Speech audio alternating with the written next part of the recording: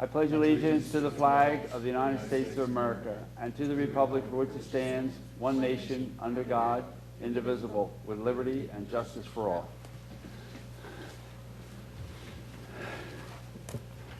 Well, I remember budget meetings, we used to have 500 people. I guess those days are long gone. That was the 70s. So, first item is a preliminary budget discussion. Do you have any comments, Bob? Yes. What I'd like to do is propose a change to the budget that was submitted.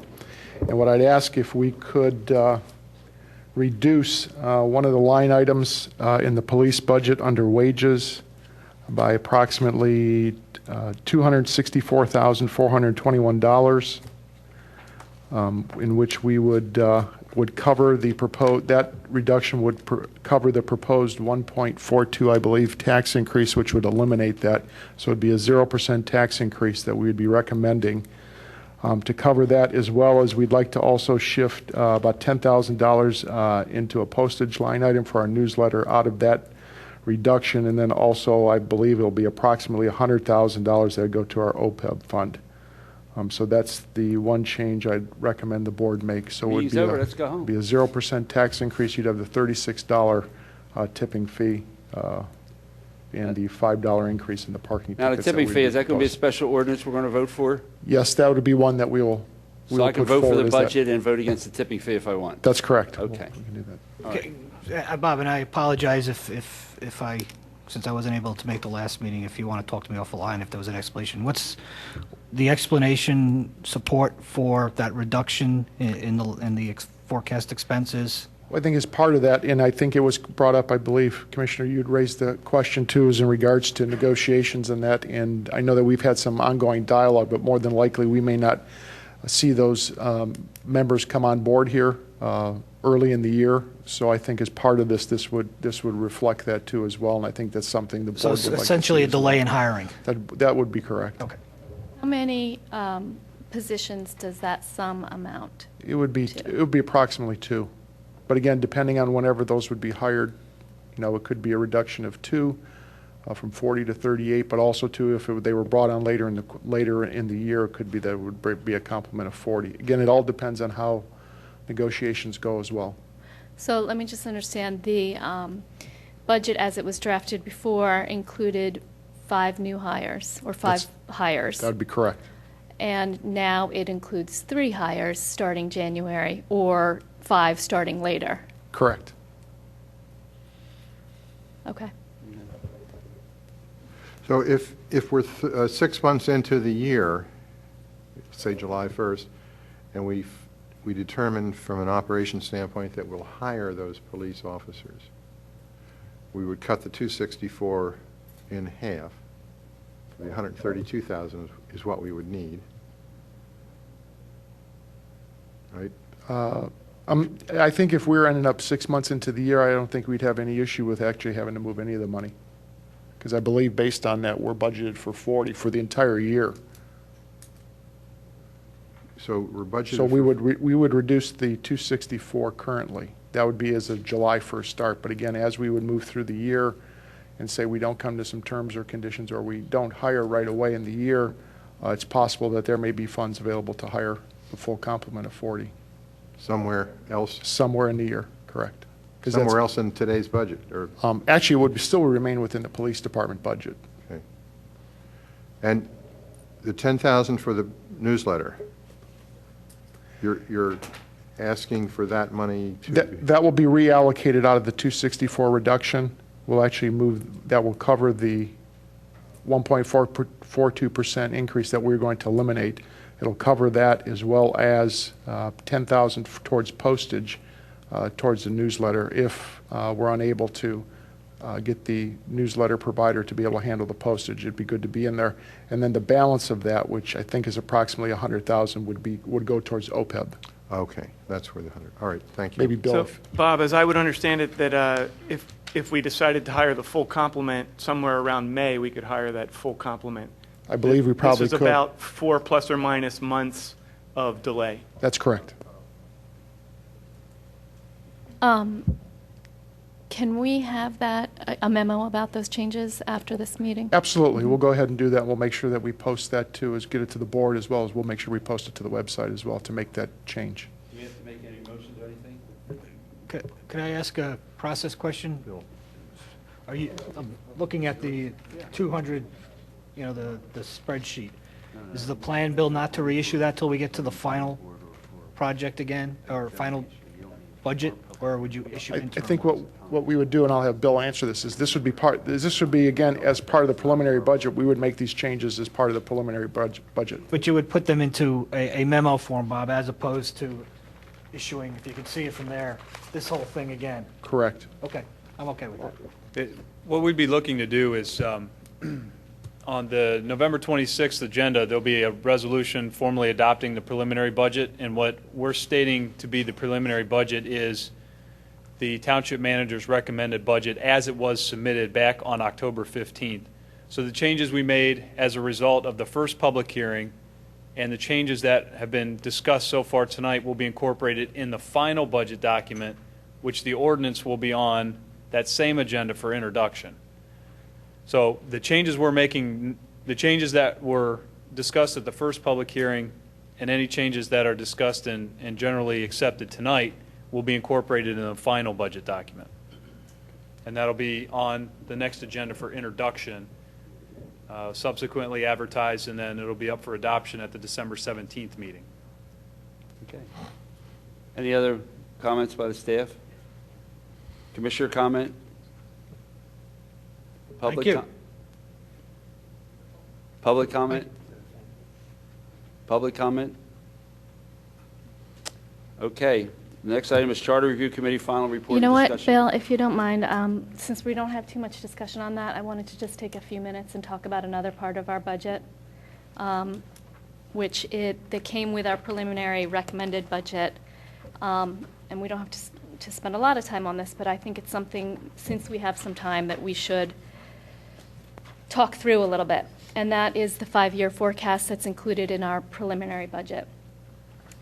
For those of you who have it printed out, it's pages 34 and on from in the preliminary recommended budget that we received.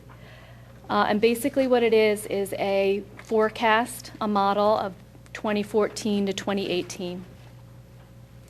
And the reason I wanted to call it out is because our CARFAC spent a lot of time on this, thinking through how and how it will look when we start incorporating our OPEB liability and our increased pension liability and our capital funding liability.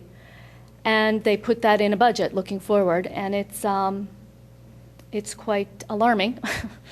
And it pulls out a payment for OPEB and pension and capital, and it also calls out what we're paying in addition to all of that in the pay-as-you-go health care benefits. And the numbers are really big. And if you have the book in front of you, I call your attention to page 41. And under health care pay-as-you-go, for 2014, it's almost $5 million. Now, what I'm talking about are health care benefits that we're paying to current employees and to retirees. So these are all the current health care liabilities, which become OPEB liabilities once we have once it's the future. It's almost $5 million in 2014. It's over $5 million in 2015. It's over $5.5 million in 2016. And that's in addition to pension payments that are almost $4 million. And I call this out because if you look at that same document, you'll see that the salaries that we pay in those years are around $10 million. And so when you look at these numbers, the pension and pay-as-you-go health care benefits that we're paying are close to the same. And what got me thinking about this is that, in thinking through from the big picture where we are right now and where we should be, 10 years ago we had 166 employees. Now we have about 124. You would think that 40, 45 less employees, that we would have, our expenses would have gone significantly down because that's one of the biggest expenses we have. But to the contrary, they go up and up and up. And it's because we have to keep our expenses, the pay-as-you-go health care and the pension benefits and the capital benefits keep increasing every year exponentially, even though we're contracting in our staff every year. And we've gotten to the point now where, and I want to point out, we're not cutting back, we've cut back services, we've cut back spending in capital, we've cut back all kinds of spending, so it's not as if those expenses are going up because we're spending elsewhere. It's really in the health care pension costs. And if we continue, we have contracted to the point where our staff is smaller but doing the same work. So they're working so hard we can't ask more of them. And we can't continue to go like this. Our health care and our pension cannot continue to grow exponentially like that. So we're at a point right now where we really have to address what we're paying in health care currently now and in the future, and pension, and how many employees we have. And I think this is a useful conversation to have now, because we simply cannot stay on this path unless we want to continue to contract our staff. And we cannot get the services that we get now if we contract our staff. We're at the point where we can't make our staff any smaller. And these are decisions we're going to have to make in the next year.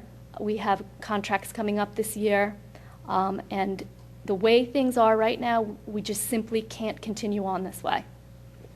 And I want, anybody who has a moment to take a look at these numbers and how they've grown, specifically the pay-as-you-go number and the pension number, before you even get to the OPEB liability payments that we have to make in the future. And really start to think about what we as a community are going to do about it.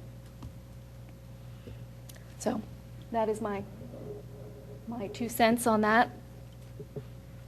Well, it's worth, that's great observations. It's, hopefully we can wake one another up and our constituents as to our problems. It's worth noting that if your numbers on employment are correct, 166 people were employed in the township in 2002 and 124 now. That is remarkable that we're still providing the services we're providing. Our population has grown. Most of those are retirees. Well, So we're still paying the pension and we're paying the health care. So we didn't eliminate those expenditures by limited number of employees. No, my point was, I didn't quite get to my point, is that our population has grown in the last 10 years, and our number of employees has come down. So we're doing a pretty good job managing with what we have, but we do have some sobering statistics to confront. Yeah, to the point you just made, Bill, we have about 124. It could be more or less right now. It could be a few less, given our staffing issues on the police force. We are paying 102 people right now who are no longer working. Yeah. So we're almost at the point where we're paying out to as many people who are not working as we are to the people who are actually working. And that number is going to just continue to grow as people retire and our benefits. This is why, these 2 labor contracts are key, because that's the issue. It's in the police contract and the employees union. They're that's where these things have to be addressed. So, and the manager's working on that, and hopefully we'll be able to do that and not accomplish everything in one contract. But like he said, it's going to take a series of contracts, but he's certainly aiming to get there. Any other comment? Public comment? Mr. Chairman, if I could, just one real quick observation, because I think Commissioner Schaefer's points set the table very nicely for the special meeting that we're trying to get scheduled for the December 10th evening, in which CARFAC will present to the board and the public their findings on the OPEB and pension project. So your observations do a good job of setting the table for that meeting and that discussion, where I think we can get into a lot more detail about what's market versus where we're at, and some more particulars into those numbers. Mr. President, I'd like Yes. to just remark that the comments of Ms. Schaefer are very well on point, but the management has done a very good job in that the employees are not exactly doing the same job. We don't cut the grass for the school district anymore, and we've cut down on the trash collection in that the township residents now bring it out to the street, and the trash collection crew has been cut, but they don't have the same responsibilities. Just wanted to make those comments. Thank you. All right, now we'll move on to the Charter Review Committee. Final report and discussion. I just want to, can I just start this conversation briefly? I just want to thank all the members of the Charter Review Committee, just from a point of history, and some of them are here today, so I appreciate you coming out. It was, it was back in March of 2011 that this board and the administration discussed and then voted to assemble this Charter Review Committee. And it was a little bit later in that year, in May, that the Charter Review Committee met and started looking at the charter. I just want to take a moment here and thank the members of the committee, John Ake, the chair of the committee, Cheryl Tomolo, who is present, Steve Chanenson, Art Hartel, Steve Palantonio, John Johannes, John McMeekin, Christine Perrone, Dorothy Orlikowski, and Bob Zinkowski, the manager of the township. You all worked. I just killed somebody's name there, but Oh, that's right. Dorothy, sorry about that. I want to thank all of you for doing the work, because it's, you know, the first time the charter's been looked at in over 30 years. It was 1976 when the first charter was enacted, and it's been quite a long time since then. And I'll speak for myself and for the board. We appreciate the work that you did in helping go through the charter, in some cases line by line, word by word, and trying to understand the meaning and the impact and what's happened and what changes need to be made to react to what's happened. So I want to thank you all for the work you did. I'll now, John, did you want to make any initial comments? Yeah, I'll let me- have some comments as well. Let me just set where we are in this process. And you all have the Charter Review Committee's report, which was May of this year, May 31st. There was a joint meeting in July. There were some comments from the commission, from the committee, and from the board at that time. There were some things that were discussed. Not sure anything was settled on at that point. I have my notes from that, if you want to go through some of that. Sure. Why don't you give us the issues that you think we have to settle on, and we can discuss those and make some decisions. Well, I guess the first thing is in terms of what you want to put on the ballot, which would be next May. You need to enact an ordinance between now and mid-February in order to get it to the Board of Elections, so they have the 13 weeks before the ballot referendum. The only issues that my notes reflect came up, there was an issue regarding whether or not the township manager should be required to be a resident. That was one of the issues that came All up. right, let's take it one at a time. Let's do that one.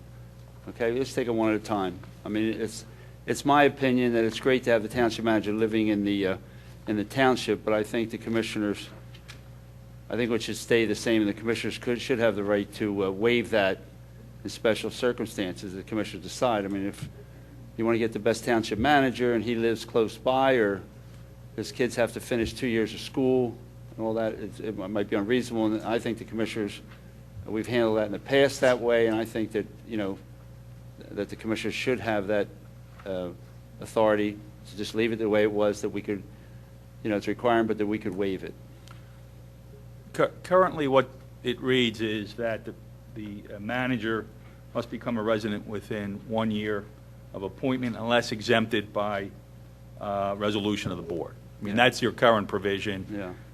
The committee recommended that that exemption be deleted. You had some discussion about maybe exempting that on an annual basis. Not sure how that would work. But there was, from what I recall, there was some disagreement about whether or not to leave it in, as Bill says, as is, or to make it a mandatory requirement. What's the rest of the board feel? I agree with Bill's sentiments. I agree, it should be allowed to be waived. I do too. It's Yeah. worked fine. Yeah. Leave it that I mean, way. I completely prefer to have the manager live here. I understand why they decided why the committee wanted to change it. However, I don't want to put that kind of inflexibility into our charter, which is so difficult to change. So I agree with Bill. And the big issue is, I mean, you know, we've gone through, especially the last process in hiring a manager, and we had a couple really qualified candidates, and you don't want to lose a really good qualified candidate because of that provision. So John, it seems like that's going to stay the same. Stay as is. Yes. One of the other issues was the amendments to the provisions in Article 4 regarding the treasurer. What was added was subsection E, a new subsection E, additional authority, and then the treasurer shall, and there was a list of 3 items involving monthly review of financial accounts, a requirement that there be some prompt notification to the board if the treasurer found any significant irregularities, and then the preparation of a written report. You had a lot of discussion about that, and then about the other elements of the powers and duties, which the committee didn't recommend changing A through D, but recommended adding this additional E, if you have that in the list of proposed changes. So, All right, let me hear what John, John, you want to tell us what you think about it? Well, I think the significant part is the additional changes, and that, I think, is an outgrowth of the experience the township went through in 2008 and 2009. The treasurer is an independent person who is present in the township almost every day and has the ability to represent the residents and the ability to communicate to the residents the problems that are set forth here. I don't see any problem with it. The way the township is being run right now, I have nothing to report. Yeah. But if I did have something to report, I would report it, and you can count on the employees not being in a position to report it.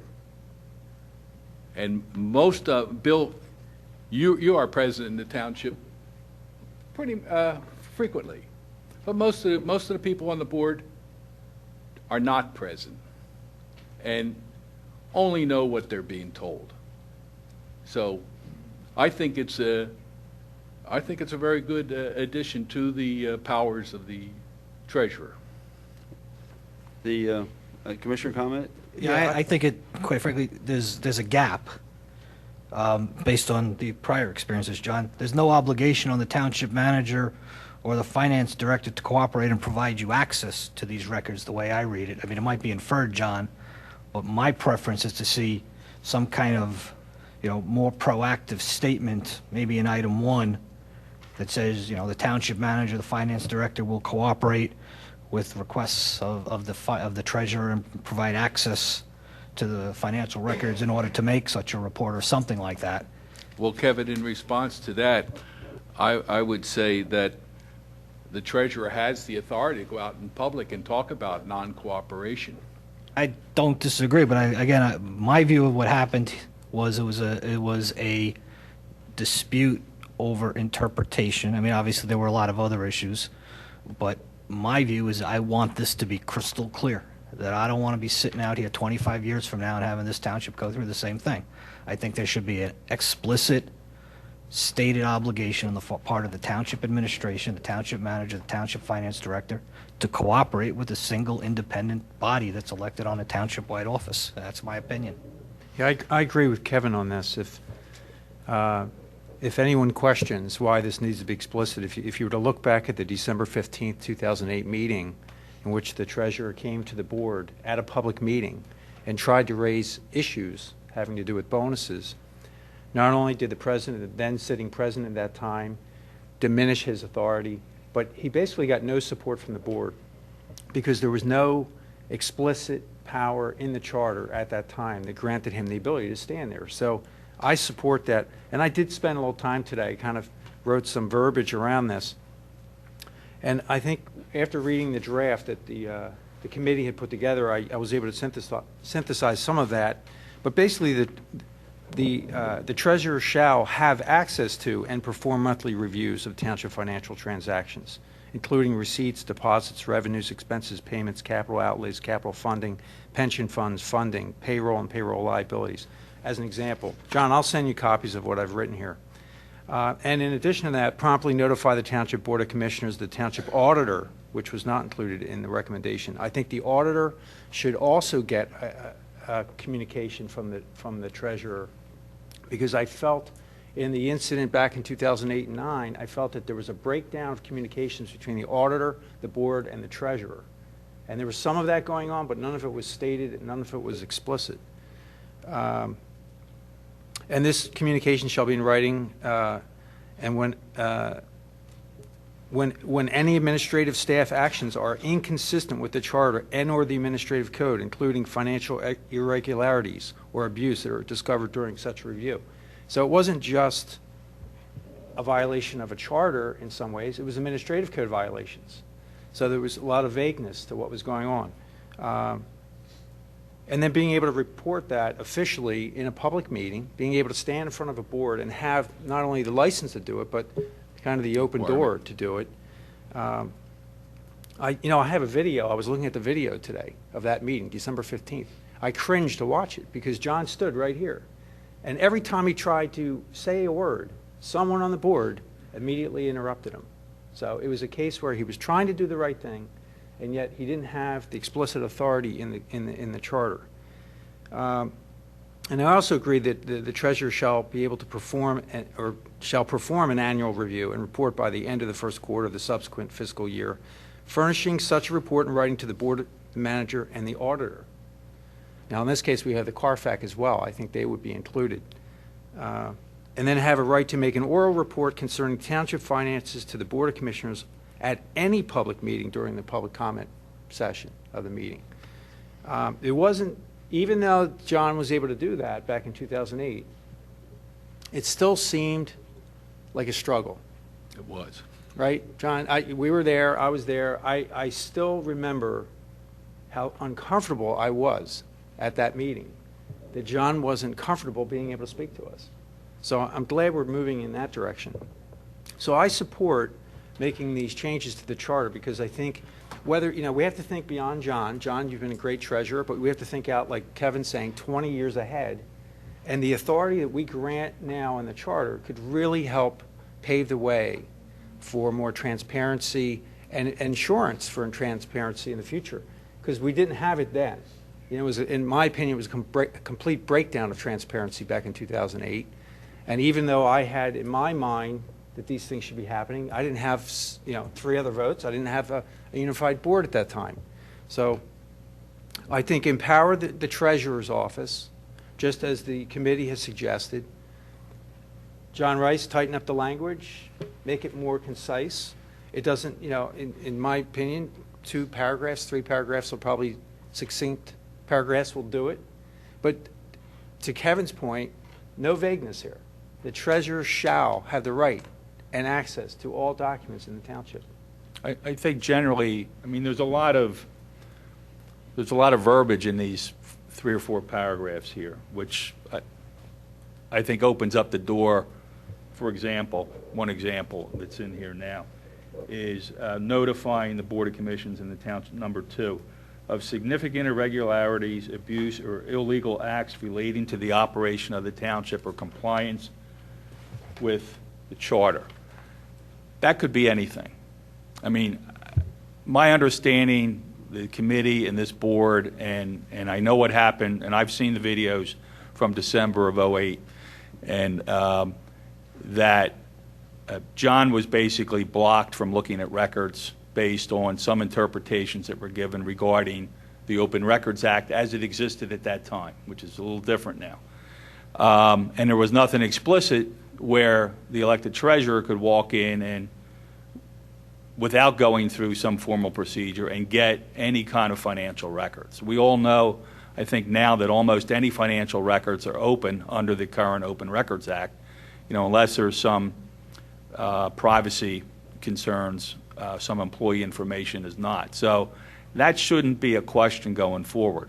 This, I think what's proposed here, and I can condense it, I think, into what you're looking for, is someone that is like a watchdog to some extent, but not whose sole role is to go through township records and call out violations of the charter and violations, because you could have, I mean, that there's the chance of a lot of mischief with somebody who sees that as their role. I think the role here, as I understand it from the committee's meetings, is to have somebody have access to the information, and if they believe, primarily financial information, if they think there's some financial irregularities or something else, they need to shine a light on it. And that can be to the manager, to the elected officials, to your appointed auditors. If there's something criminal, then obviously that person would have an obligation to report it to the district attorney's office or the township solicitor, as far as that goes. So you have, and that didn't happen when John was banging his head against the podium here. So, I mean, that's my comment on all of this. I think there's, the way it's written now, I think it needs to be more concise. John, I agree. I'm okay to with fill that, that John, role. but again, Yeah.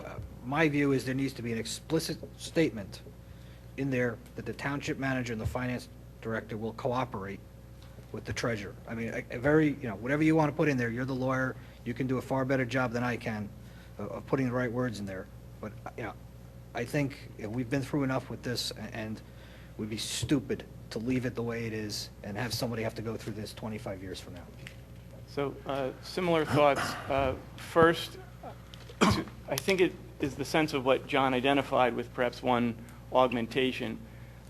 Rather than 3 paragraphs, my sense is just 1 paragraph that states the general idea that we want, and then it can certainly, and certainly should, for the reasons that John and Kevin have indicated, it can be explicit about the authority, and it could be explicit about the township responsibility to cooperate.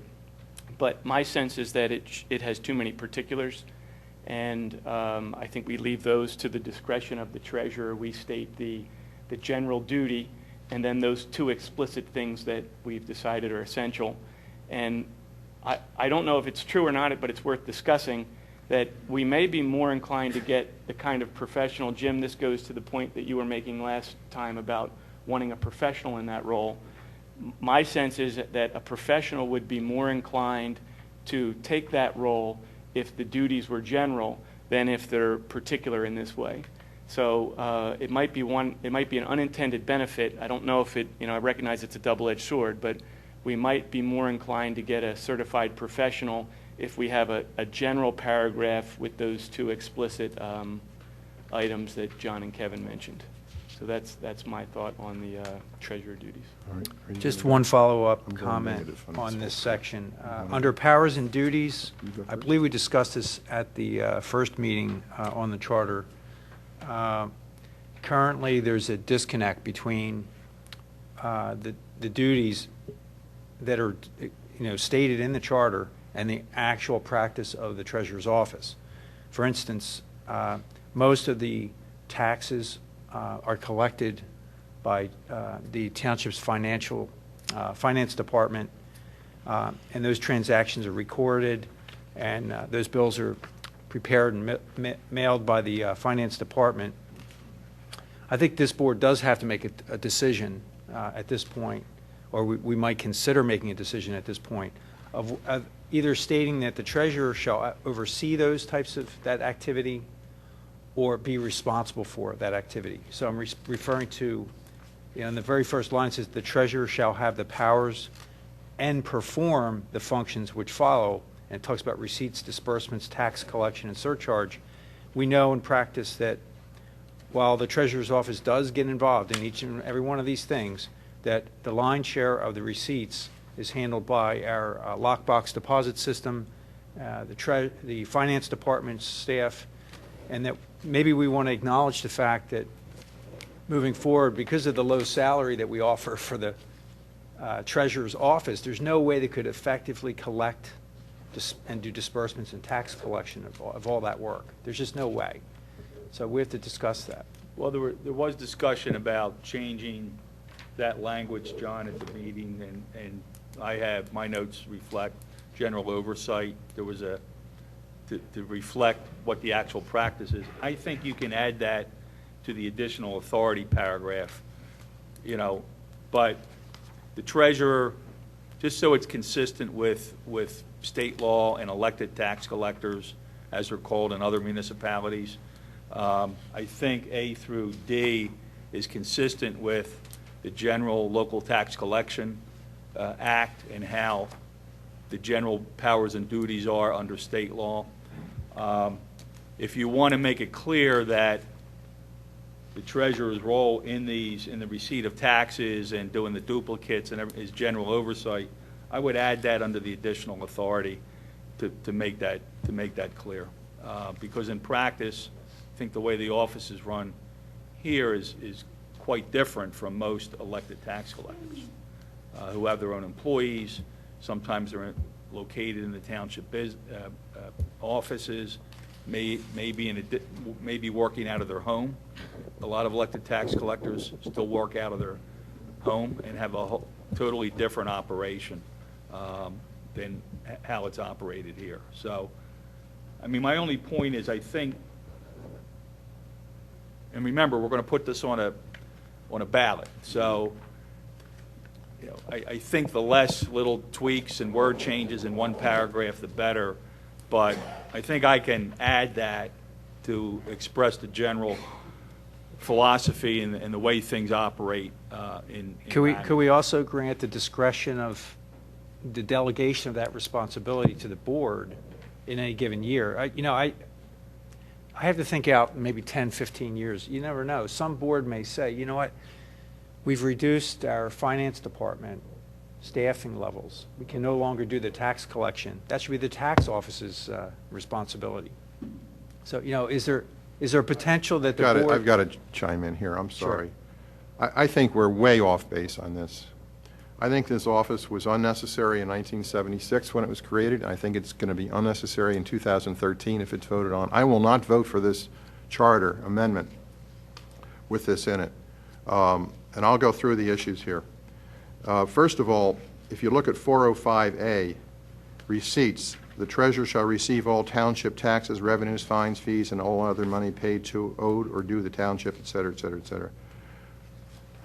This is a function to be handled by our finance department, basically with a financial manager supervising a clerk. And that's how it's done today. Our treasurer doesn't do any of this. Well, I'd like to make some comments on it. Well, you can. I thought you were gesturing to me to have a comment. No. We're not going to have a debate. Let him talk. You can talk. And Jim, Jim, excuse me, for the topic of, Yeah. we're not pointing at the now sitting treasurer, but the point Well, is, you've mentioned him repeatedly, and I Well, think we need to no, but I'm discuss saying it. in general, the treasurer office. I'll exclude him from anything I say. It's not John Osborne, all right? 405B, the treasurer shall disperse township money only upon order in the manner prescribed by ordinance. Who does that now? We do that. The finance department does that. Again, it's a manager supervising a clerk. Tax collection. Currently, as far as I know, all the treasurer has ever done since 1976 is send out the bills and record receipts, but it's actually recorded by our finance department. there's never any collection done. We have $600,000 in unpaid taxes in this township, and the township treasurer today, and I'm sure in years past, never has collected any of that, never tried to. Well, no, they've sent letters out asking people that are due, but look, taxes are very simple. We collect 96, 97, 98%, and then we send it over to county to collect tax claim. You got 2 years. They sell your house. You know, But it's not like the why do sewer we bill. have $600,000 in delinquencies? We shouldn't have that. If 405C has any meaning, we shouldn't have that. Because the power to collect the taxes that are not paid rests with the county. It gets sent to the tax claim bureau, and they have the authority to go after the people and sell their house within 2 years if the taxes aren't paid. That's where the power in the state, I guess, in government is how the Then taxes get C collected. is wrong. C, the treasurer is not collecting anything. Mr. No. Chairman, just real quickly just since it was mentioned, there is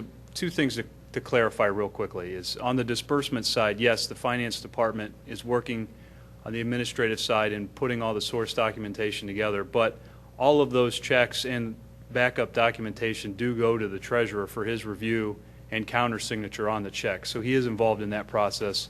And on the revenue side, while most of the administrative work is in the finance department, our employee works with the treasurer on a almost daily basis to coordinate the efforts there.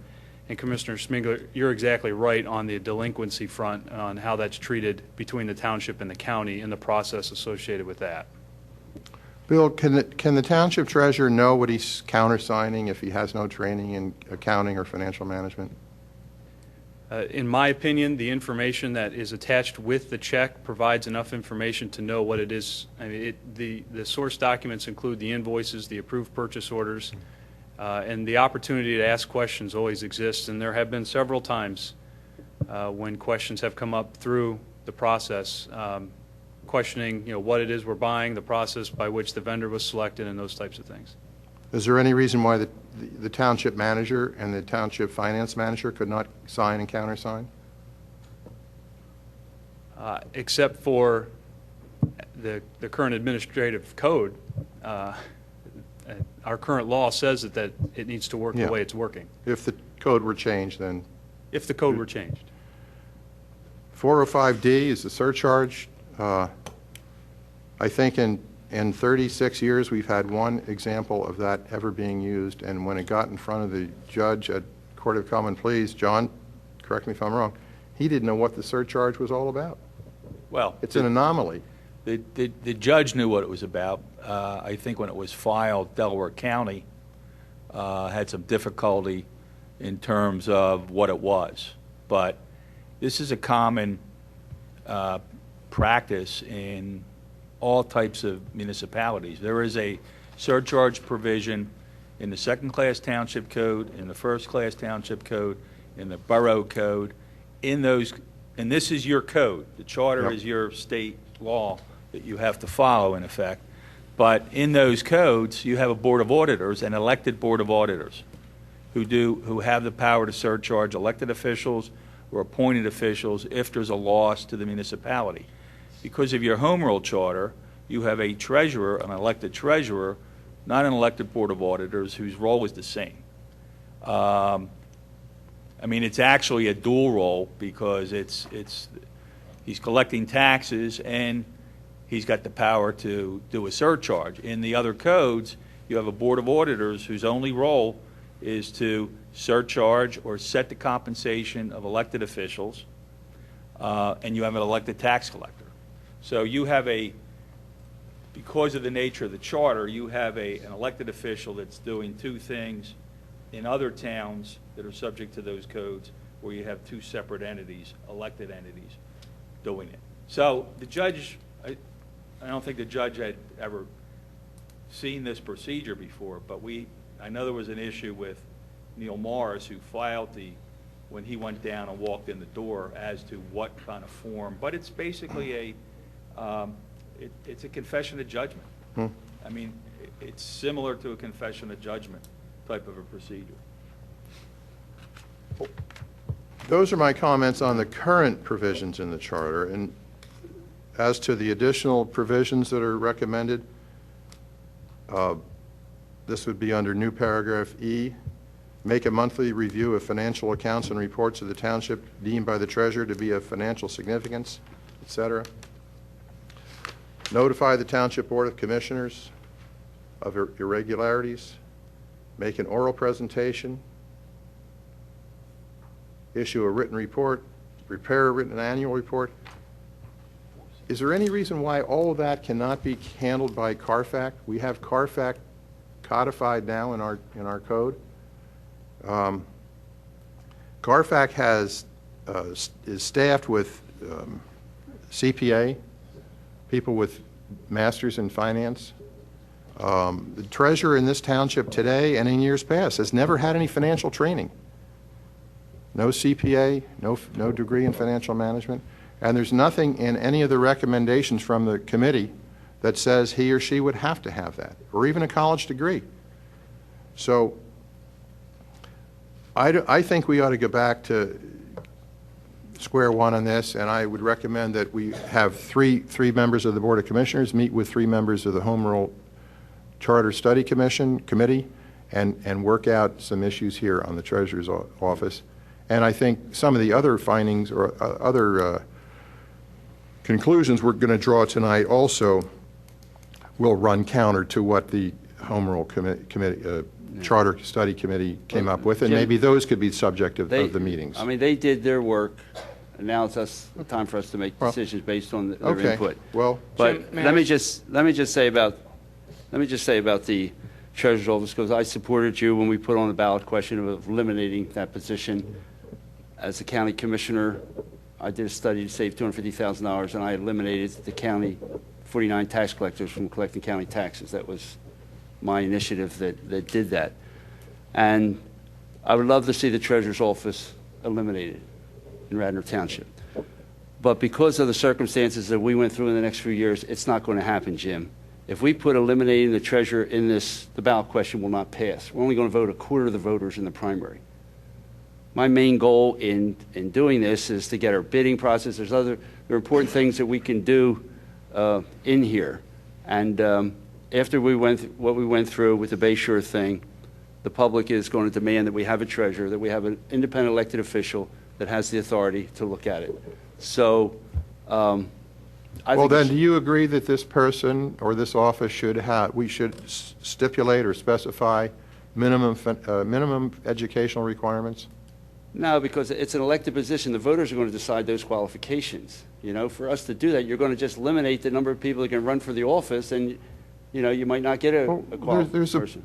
There's plenty of qualified people with degrees in accounting and financial management that could fill this role, but we don't specify that as a requirement. Well, yeah, but what are you paying them, you know? I mean, it's just, you know, Jim? if somebody's not going to come in and work here full-time if, you know, if they, for this salary that we're talking about, you know? I mean, that's the problem that we have. I mean, you have an elected position. We've had these treasurers, you know.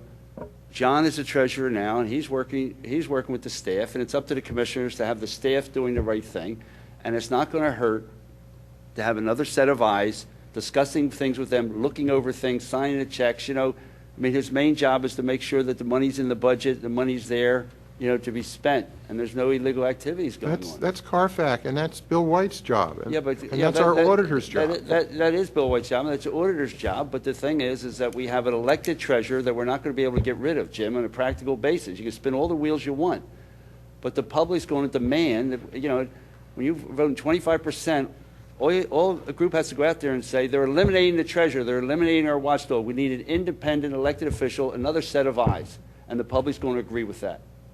It's a political perspective, Jim, so we can talk about this all we want, but because of what happened with the Bayshore thing, we're going to have an elected treasurer in Radnor Township. And that elected treasurer is going to be an independent elected official that's going to work with the staff to the best of all their abilities to make sure this runs smoothly. And if there's any problems, then he can come. And, you know, the fact of the matter is that if someone's the treasurer and the commissioners give him a hard time, you know, he's got to have, or she has to stand up here and just, you know, make your piece and make your say and debate the thing and take it to the public. So that, you know, we have to do this, Jim.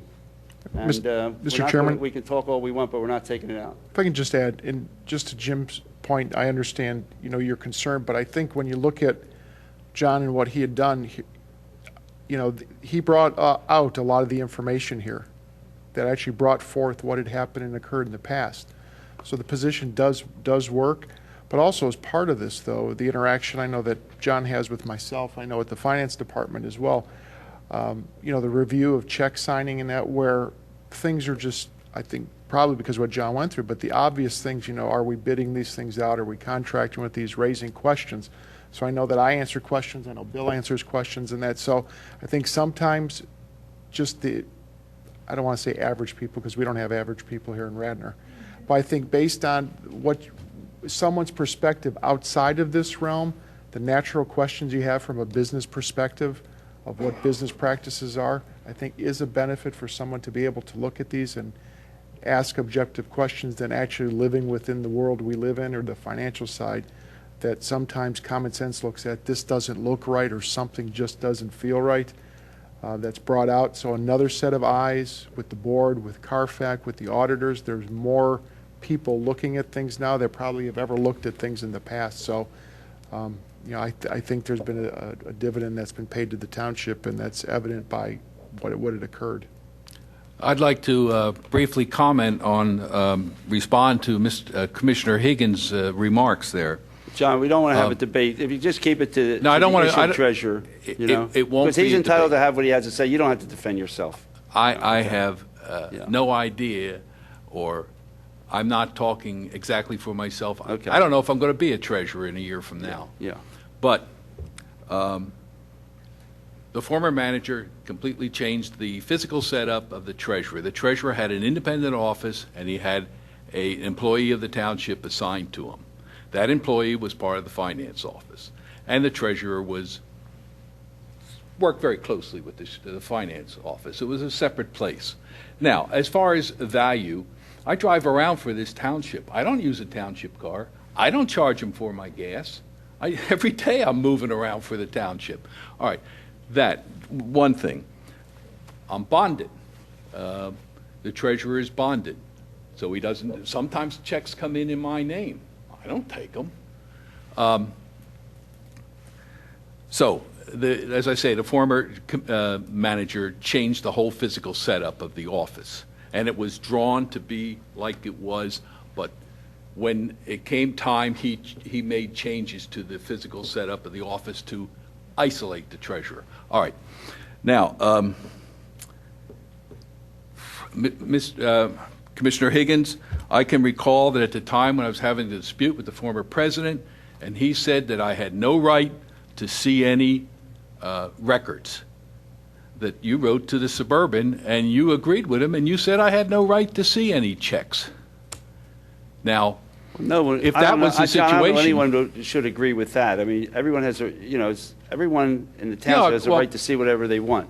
Commissioner Higgins you have that has letter? a, You have that letter? I don't recall ever doing that. you wrote to the Okay, well, Suburban, John, and you... let's not make it a personal debate of You who shot agreed with- John.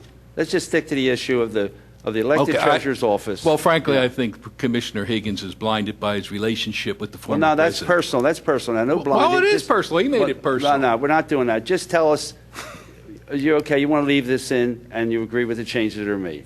Generally speaking, yes. Okay, fine. So, Thank you. Jim, toward yours, can I ask you a question? Would you be agreeable to rewriting A through E to cover the duties that are actually performed and capture the spirit of the ombudsman role that many on the board want? Well- Would that satisfy your concern? And Bill, would that satisfy Yeah. your concern? Well, John Rice is going to do it. You know, Yeah, we but it's have to, filled with particulars. we have to put a ballot question on the ballot, and you cannot Well, put we all haven't this. directed him to scale back the particulars. We have to decide that as a Yeah, board well, whether no, I that's what we thought want. that's what he said he was willing to do, and we were leaning that way. Well, I don't know. That's not what I got. You're not going to. I mean. Well, what I had suggested is, and to Don's point about this individual should be an ombudsman or an overseer, is to redo the additional authority section, the 3 paragraphs, and make it clear. Kevin, I think, wants to make sure that there's a requirement that treasurer gets information.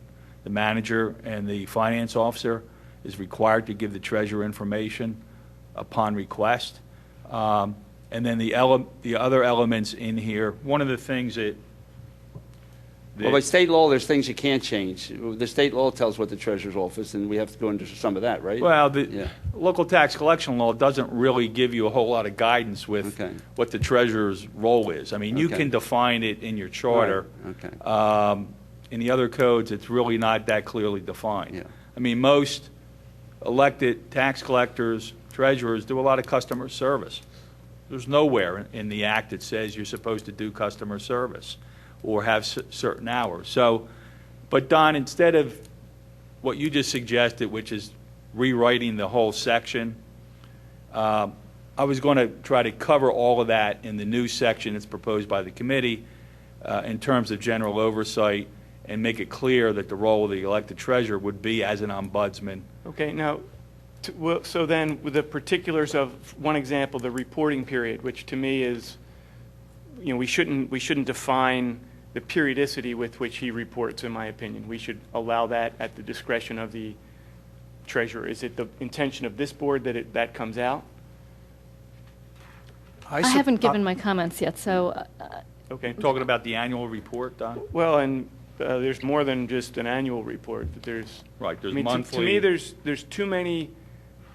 What I sense from watching all this is that what we want to do is preserve the ombudsman role, and what we've done is we've put too many particulars in it, which I think will harm the ombudsman role.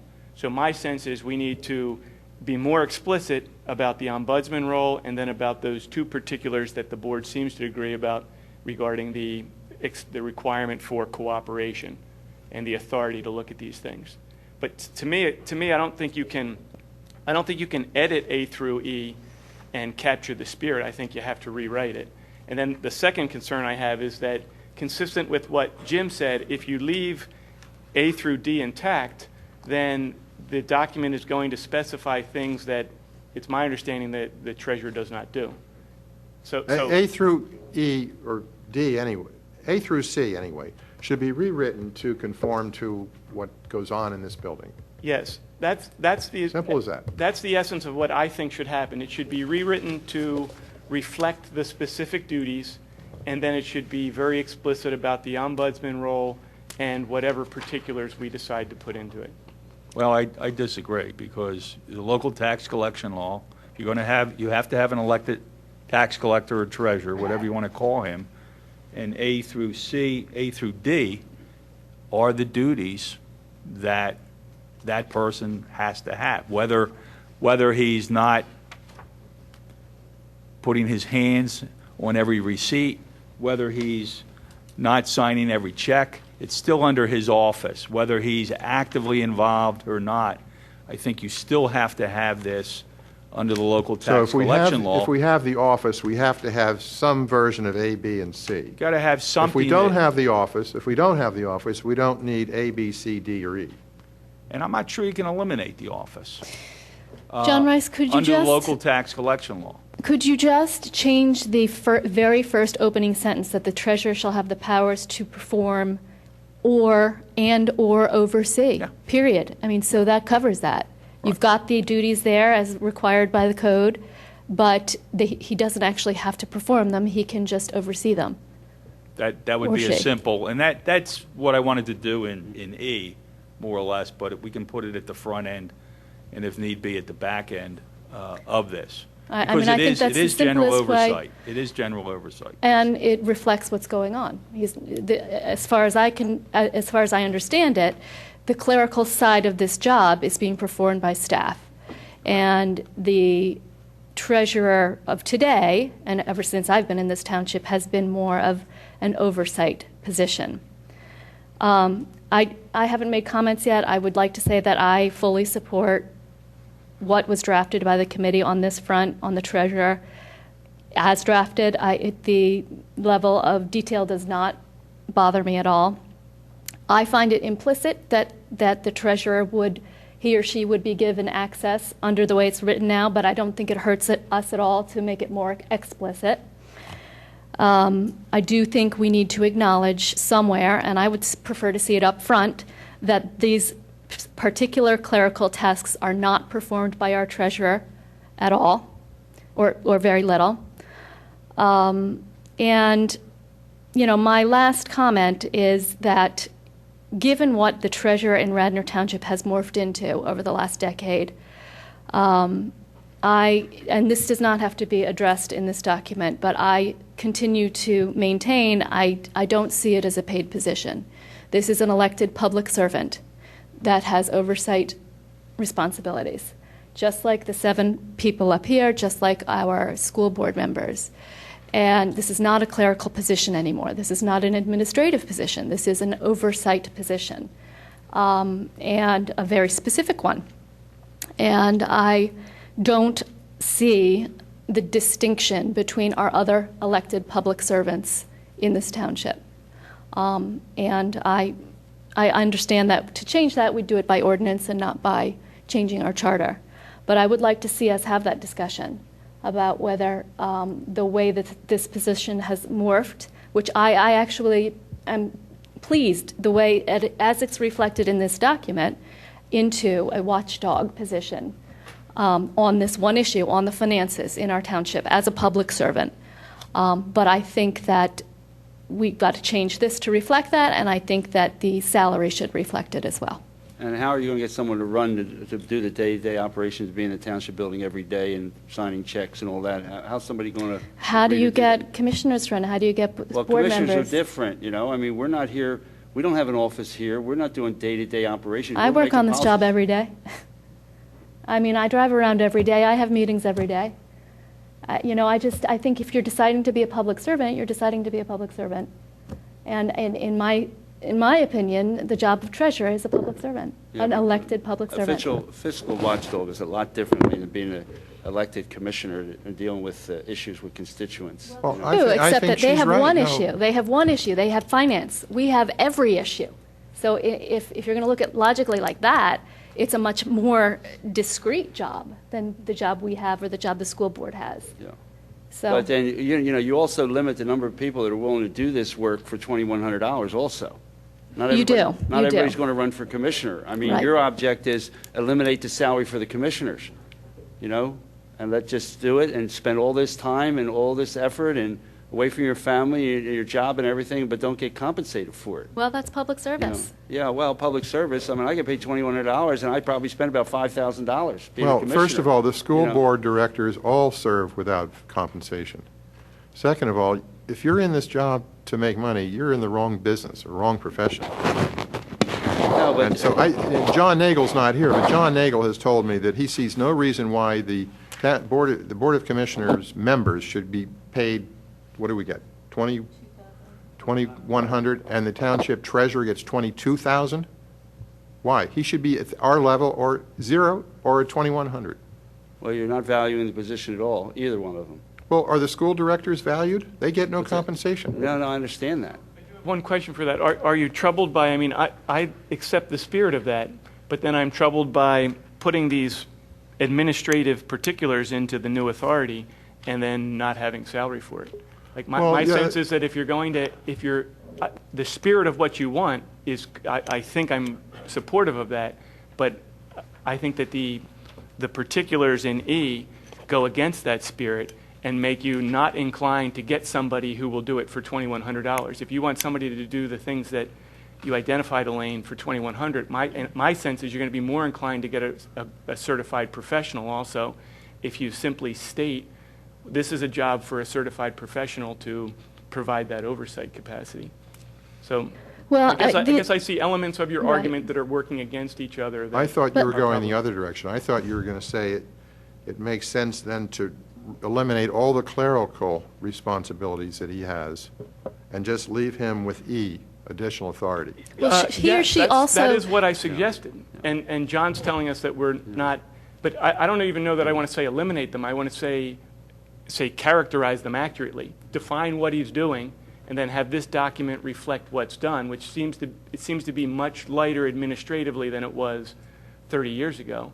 So reflect that in the document. Just state oversight and ombudsman role in E with the two particulars that we agreed to, and then define the salary that appropriately rewards that level of effort. And it probably will not be $22,000. It'll probably be much similar to what we do or the levels that this board gets. Well, when you're discussing the salary, you're doing all this, you're going to effectively eliminate the position, because people are not going to want to run, and if they do get elected, they're not going to work at the job. See, I don't think that we're going to eliminate, I think you're going to eliminate the position if you say these are the things that an accountant has to do and we're requiring you to do them. But if you make it a general ombudsman role, if you're explicit about that, I don't think you're going to eliminate the position. I think you're going to get the kind of person that Elaine identified. I doubt it. Well, I It's in don't the- see any of the specific duties in E rising to the level of so onerous that somebody wouldn't do them without being paid. It's a review. It's monthly, weekly review, which is what everyone on this board does. It's what everyone on the school board does. The one aspect that is beyond what a typical public servant does is a written annual report. And that, does that take this to another level of service? I don't know. But I don't think monthly review of and reporting of irregularities brings this to a level that makes it so much different than a public You're not valuing the position at all. I don't You're know not what valuing the position at all. I'm not sure what monthly review means, but one of the troubles that I have is that if you're an accountant out there, you have a different standard than a non-accountant. So when you put this document that could be loosely construed to put some kind of professional obligation, I think you're going to scare away somebody who you don't want to scare away. Whereas if you're just straightforward with the ombudsman oversight role, then you're more inclined to get that certified professional that does the things that the two of you are asking or identifying for the position to do. So I want to reply to both of those comments. I think we have to recognize why these suggestions ended up in this draft, why this committee discussed this topic for hours and hours and hours. I agree, we don't have to be very specific about what the role is, the responsibilities. Like we're using words like the treasurer shall make monthly review. It may be the treasurer may at their discretion, so and so. So just with a few different adjectives and words there, we can soften the responsibility enough, but yet create an opportunity for some star to come along and fill that role and do something beyond what's stated. It's those stars that rise that make this work, that make government work, right? It's not every commissioner that's phenomenal. Most of us work hard, we do a good job, but every once in a while one comes along, maybe every 10 years or 15 years, and they do an extra effort. And they don't get extra pay, they don't expect anything, but they uncover things or they do things. So in the sense of the treasurer, I think our job is just to create that opportunity. And if no one rises to that occasion in the next 30 years, it's not our fault, but we created the chance. And I want to vote for the chance. I agree with Elaine. I agree with everyone. Everything's been said tonight, and I think we're almost at that point where John can basically craft a document that not only satisfies the Pennsylvania local tax collection law, but also creates this opportunity for oversight, creates an opportunity for a star to come along someday and really cast a new light on what that role is and that oversight that doesn't always exist. I don't expect it to be a financial professional. I think, honestly, someone with common sense that can just ask the question, hey, did you guys go out to bid on that or not? Maybe they can't even add two numbers together, but they can look at it and say, something wrong about this manager writing a check to himself. Something like that. So to me, it comes down to just creating the opportunity, opening a door. If we overthink it, we could eliminate it, and then we lose the opportunity. I don't want to overthink it. I want to make sure that John Rice can, with some instruction from us tonight, can craft something that makes sense so that we never have a repeat of what happened in 2008 and 2009. I don't want to ever see that happen here again in my lifetime and my kids' lifetime. So that's my comment. Any other comment? So we don't really have any, I don't think we've given John direction. I mean, I think what we have is Well, we're still very I'll well move. prepared in our opinions. I would like John to draft, to change the wording in the first sentence. The treasurer shall, right now it reads, the treasurer shall have the powers and perform the functions which follow, to the treasurer shall have the powers and oversight of the functions which follow. You know, we're not implying that he has to do these functions, but we at least acknowledge that there's oversight. And then in the additional authority, again, I think John Rice will need to synthesize what is there, to compact what is there into one or two concise paragraphs that encompass everything we've said here tonight. John, if you don't mind, I'll send some comments to you. Anyone else would like to send comments to John? The idea is the board needs to vote on something concrete, and we can't do this live on a Sunday afternoon at 6:15. We need John Rice's office to work on this. You're gonna have an ordinance from me at some point. I mean, tonight, I need some direction so I know what I'm going to put in that ordinance. Well, I think you have the sense of the board, you know, I- what they want to do, and you know, for a ballot question, for the voters to read it and understand it, you can't have all of this. You have to get it down to give the treasurer the authority to have access to all the records, oversee it, and, you know, I mean, the fact of the matter is, report to the Board of Commissioners. Any member of the public can stand up here and report to the Board of Commissioners. I mean, it's just, you know, what John was involved in was a political situation, you know, at that time. But anybody can be involved in a political situation. You just got to get up there and no matter how the commissioners treat you, you got to just hold your ground and do your thing, you know. So. And Another comment, I'd like to respond to that. What political situation was I involved in? The commissioners and you weren't getting along, me being one of them, okay? Well, is that I don't want to political? get into that, but it was very political. I don't but see that's that what- as political. Yeah, okay, well, we should have gotten along, you know, so. You know. I think John's making a motion. Yeah, I second John's, but look, we pay you, John, to do your job. You're well Yeah. qualified to it. For us Yeah. to sit here and try to wordsmith when we've got a professional, gonna I'm come willing back to to give you you to the look at. discretion to go do it, consistent with what's been discussed, such as John suggested.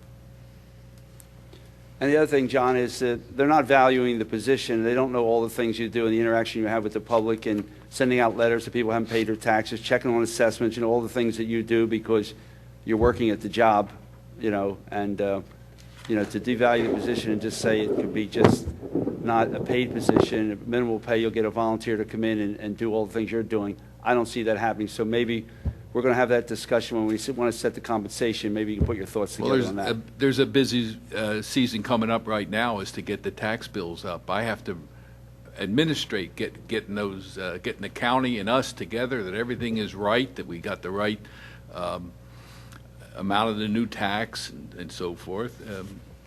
And get all the data down to the county, get it printed, pick it up, get it to the, Yeah. get One it of in the envelopes. one of the difference between an elected treasurer who does that and commissioners is, we have all this staff that takes care of everything for us, and we can go about our willy-nilly way and do it or not do it because it's going to get done there. You have a job I to do take that has care to of get done. getting those Yeah. bills out, and I Okay. respond to all the residents who have problems Well, with I'm the saying, bill. we're going to have this debate sometime next year about the compensation for the treasurer, and I'd like your input on that. Thank Next you. year. Thank you. Okay? Any member of the public So, have any comment hold on the I- treasurer? What's that? I got, so I think we need to see the treasurer section again Yeah. before, I mean, separate from the rest of the document. Like on a regular meeting, just the treasurer language comes up because it's very unlikely that we're going to agree with what you present to us. Can We'll I have it. discuss the timeline? You can have it for a week from Monday. Very week good. From tomorrow. Okay, yeah, Just the because, treasurer. John, based on your memo, Language. we have to, this will be, these suggested referendum questions have to come as a form in an ordinance, right? So we have to introduce Yes. and subsequently adopt these changes so that they can therefore go to the county Correct.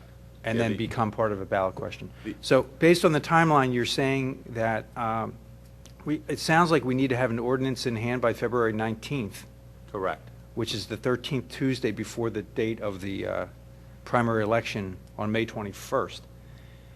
But we So- should do it before then. Does that mean we need to introduce, say, middle of January and try to get this finalized by middle of February, or? I would introduce it at either your second meeting in December Yeah. or your reorganization meeting or your first meeting in January. Sounds good. Middle Because of then December. you've got 10 days to advertise, gives you the whole month of January. Yeah. Well, we should shoot for the end of December. I mean, I have a draft of the ordinance with almost all of the Yeah. charter committee's proposals in it, Okay. and it's lengthy. I mean, it's going to be lengthy because you then have to also put a plain English version of what the. Well, how are you going to get all that on the ballot for somebody to read?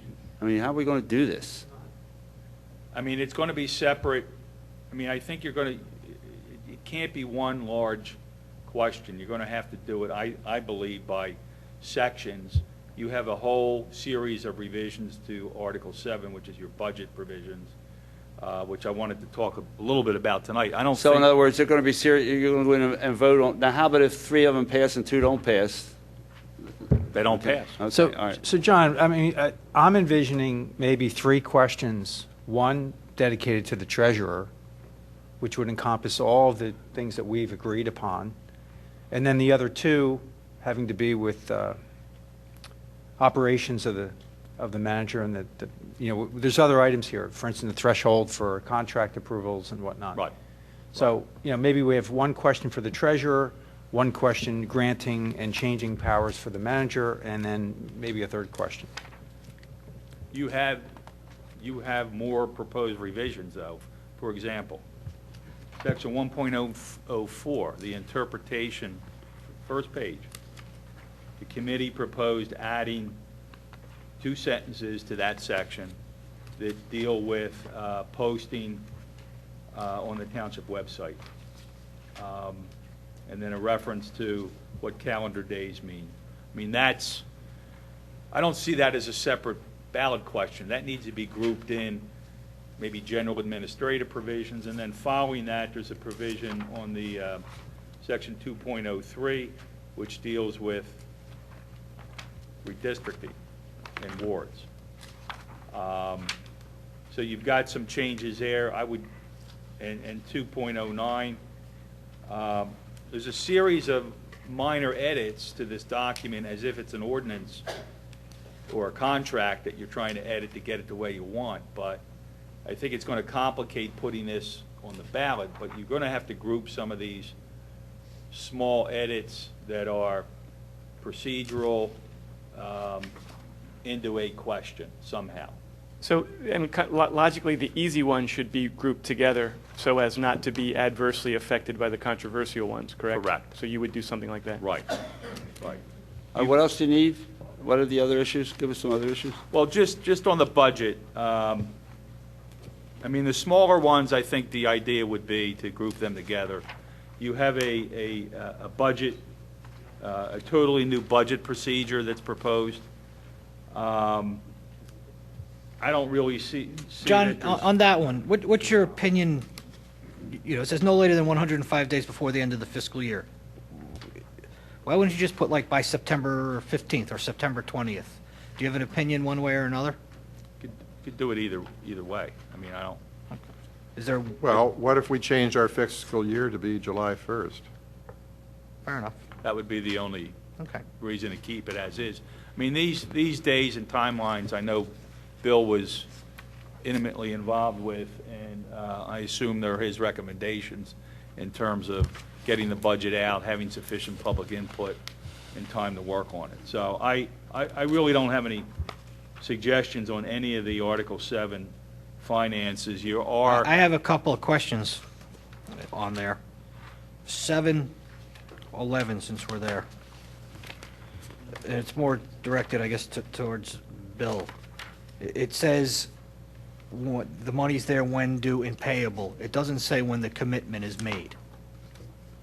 And usually, my recollection is you're encumbering the money when the commitment is made. So the money has to be there when that occurs. Is that accurate or inaccurate? Kevin, where are you at? 711A, John. that says no contract shall be made, and that's that very first one. It says, unless it's due and payable. And my question is, does it need to say when such commitment is made, or something to that effect?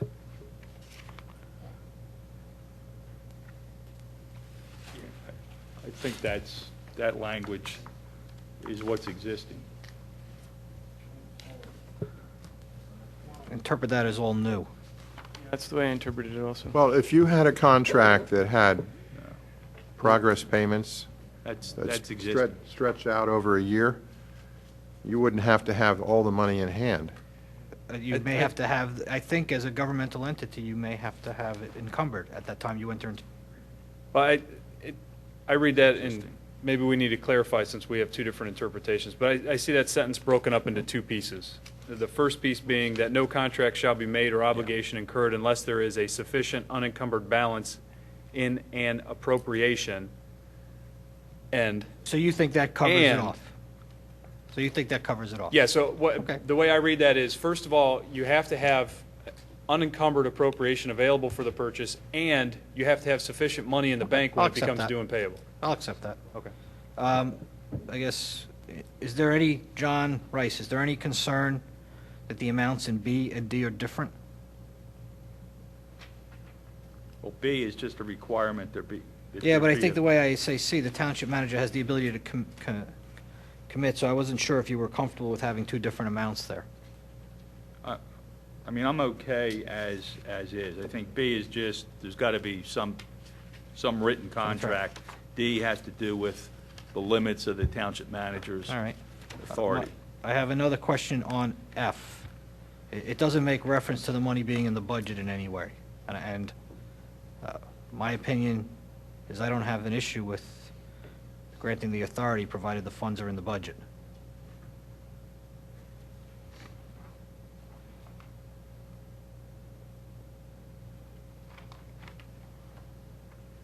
I guess my observation with that is in most cases, we are not budgeting for emergencies At the line item level. at the line item level. So I'm thinking in the aggregate, he should, and that's, I think practically speaking, just about any emergency, that will fall within, that won't be a problem.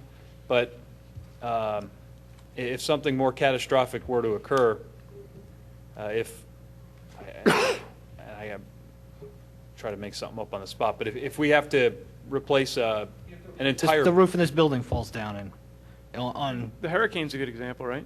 Well, the expenses we incurred within both the hurricanes in the last year, we were able to, there were no expenditures made that were on aggregate greater than what our budget and that's is. my So we're concern. able to. I'm not concerned about this, that there's a line item that says, Hurricane Sandy expenses.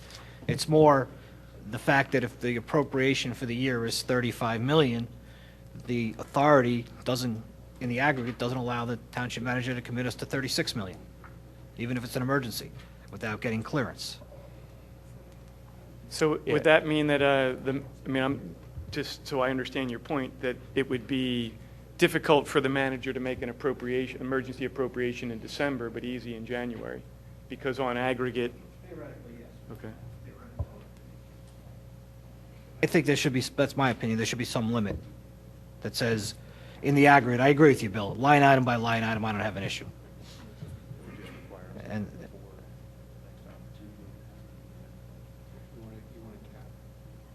So, my sense would be that you can address that in the definition of emergency with some kind of qualitative language yeah, I'm not that makes going it to, harder. again, my view is let John and the experts deal with the wordsmithing, as long as the concept is there. But John's making, Kevin, you're John's talking making a about face of- F, emergency expenditures. yes. You want to put a cap?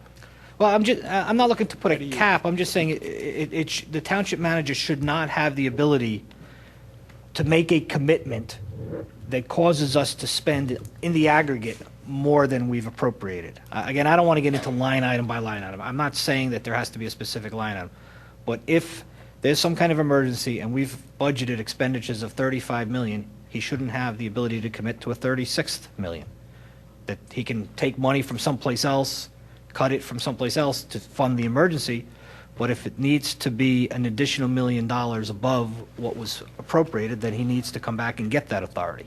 So what you're saying is that the approval to spend money on an emergency basis should involve a mandatory transfer, not new funds. You're amending the budget somehow. Is that Right, I basically- guess that's a fair way of characterizing it. Which way, my way or? Well, his way of amending the budget, I think. But I'm fine with your way as well. You're the There's concept. a difference between what I said and what he said. Well, he's talking about this. There's not fundamentally in my mind. But when we amend the budget, we can amend it with Give him the new authority to sources of spend. revenue. Right, you can give him the authority to spend. Well, what I think if there's the case of the manager overspending, then what you could do is put a thing where the board has the ability to meet under an emergency situation, which means you can call a meeting in less than 24 hours. So this way the That board might would be- approve it. that might be appropriate, Which I Bob. think that may be the better way for us to go, so that Yeah. if you do have an emergency, the board then can come together and within hours to actually understand and then approve those You types of shaking your head expenditures. sideways, John, or do I need, because I don't have my glasses Because we're on, not going so- to get a Can't- board to, we're not going to be able to meet less in a than hurricane. 24 hours. Unless it's emergency, it doesn't allow for that. Sunshine Act requires you to give 24 hours notice of a meeting. Just figure something. I'm not going to sit here and try to wordsmith it to death. My concern is very fundamental. It's if we appropriate 35, you can't go 35 and $1 more. If you need to find funds, you take it from someplace else. It's pretty rudimentary at the base level. Are you done? I have some. I have one more on this section. Would you back up? You had something on B about written contracts. Yes. And Bill White, you answered this last time around in July, but I really wonder if putting in our charter, or allowing our charter to continue to say that all contracts under $3,000 don't have to be in writing. You talk about the ombudsman and the watchdog concept. How is that person going to find chicanery if there are no written contracts? Issue a purchase order, right, Bill? Yeah, practically speaking, that's, going back to the source documents that are behind each of the expenditures made, when you get down to that level of spending, most of the purchases are singular purchases, so there's no contract needed. You're going to, I don't know, the hardware store to buy nuts and bolts. So you're not going to have a contract for that, but you will have an approved purchase order that demonstrates that the amounts have been appropriated and that they've been authorized in advance of the purchase. So I think we're just trying to draw a line there between what, instead of having to negotiate a contract with the hardware store to buy, everyday type of items, we have the purchasing policies that are in place to prevent any kind of mischief Well, going on there. Purchase order is a contract. I'm If there's not a offer and lawyer. acceptance, and I spend all day with lawyers, Bill. They'll tell you that all day long. Trust me on that one. so I don't know how you'd fix the words to be consistent with what you're saying, but if you go to the hardware store and you have a purchase order but not a contract, your purchase order is a contract. It's a different kind of purchase order. That's, I think, the issue. It's a different kind of contract. Jim, yeah, but I think this $3,000 number, it's in the charter now, Jim? Yes. I mean, these are, an RFP for some service or something like that, something other than a purchase order that the board would vote on. They need to be in writing. I think that's the intent of this, not your Right. run-of-the-mill purchase order of I could fix the words. I don't know if I will or not. And I have one last point on F. John, I think F needs, P, I'm sorry, just needs a little clarification, and I'll let you figure it out. It doesn't say anything since the last adjustment was made or anything like that, so I think it's a little bit vague. It says the board may increase the ordinance by dollar limitations contained to reflect inflation, but perhaps the board doesn't do that for 2 or 3 years. There should be some kind of cumulative effect, so I think if you just, tidy that up a little bit. So it can't be done every year? It could be done every year, but if they skip a year, then I think the next time it's adjusted, it ought to reflect inflation from the prior adjustment. Am I explaining myself clearly? And I see Bill nodding his head. Yeah. Okay. I'll work on that with Bill. Just while you're on the contract section, one of the things that you talked about, if you go up to G, the $25,000 expenditures in excess of $25,000, the end of that talks about contracts made with the lowest and/or best bidder. And what we talked about is changing that to what the law is, lowest responsive and responsible bidder. So I'm going to make that change. Instead of lowest and best, the lowest is not always the best, and it's not always the most responsive. So it's got to be responsive and responsible. John, do we also use language like highest qualified bidder? Isn't that? I seem to remember reading like lowest cost, highest qualified bidder. Lowest qualified, but lowest qualified means the Hang on, lowest cost and highest qualified, responsive, and responsible bidder. I mean, that would be the magic language to add in here. The other item that we talked about was removing J. Yeah. The discharge on non-contractual claims against the township, that would be removed.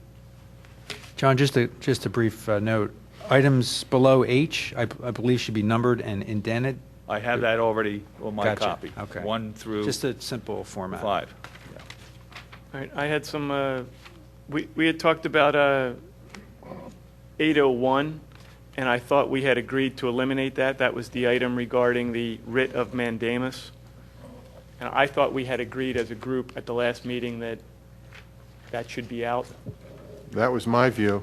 that we had eliminated it. Yes. Yes. So I don't know if you want us to vote again, or is that still the I mean, if opinion that's of the the... sense of the board. That's my notes. I have a question mark from the last meeting about whether that stays in or not. Okay. So is it unanimous that that comes out?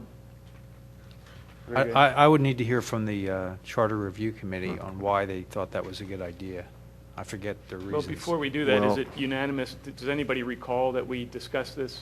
I mean, my recollection is we already voted on it. We already we discussed it at length, and the view was, at least from my quarters, that there is no need in our Constitution, which is what the Charter really is, to tell our citizens that they have a right to proceed into court, local, state or federal court, for a writ of mandamus. It's just one of many remedies. There's a whole panoply of remedies available under civil procedure, rules of civil procedure, and there's no need, no point to calling it out in our charter. That's my view. I think that was also shared by others. That's what I recall, that we just felt it was superfluous, that not necessary. It sounds reasonable to me, if that's what the lawyers are telling me, that you already have that right, and it's just stating something you already have, so I'm willing to accept that. Okay. All John, right. sense of the board, it seems to take that out. And then I had some questions about 711A, where it says, any official who authorizes knowingly a contract to be made in violation of this provision shall be subject to removal. Removal by whom? And we don't have any removal authority, do we? So is that language void of any capability to do anything? I mean, that's your existing language. That's not new language. Right, It's- so it's we in had there. eliminated the existing language that specified the recall procedure. Recall, all the recall provisions. But this just says subject to removal All right, so that's fine, in your opinion? in accordance with law. I mean, They have to go take somebody to the ethics board, they have to make a recommendation to All right, commissioners. and then I had another question about a continuation of that line where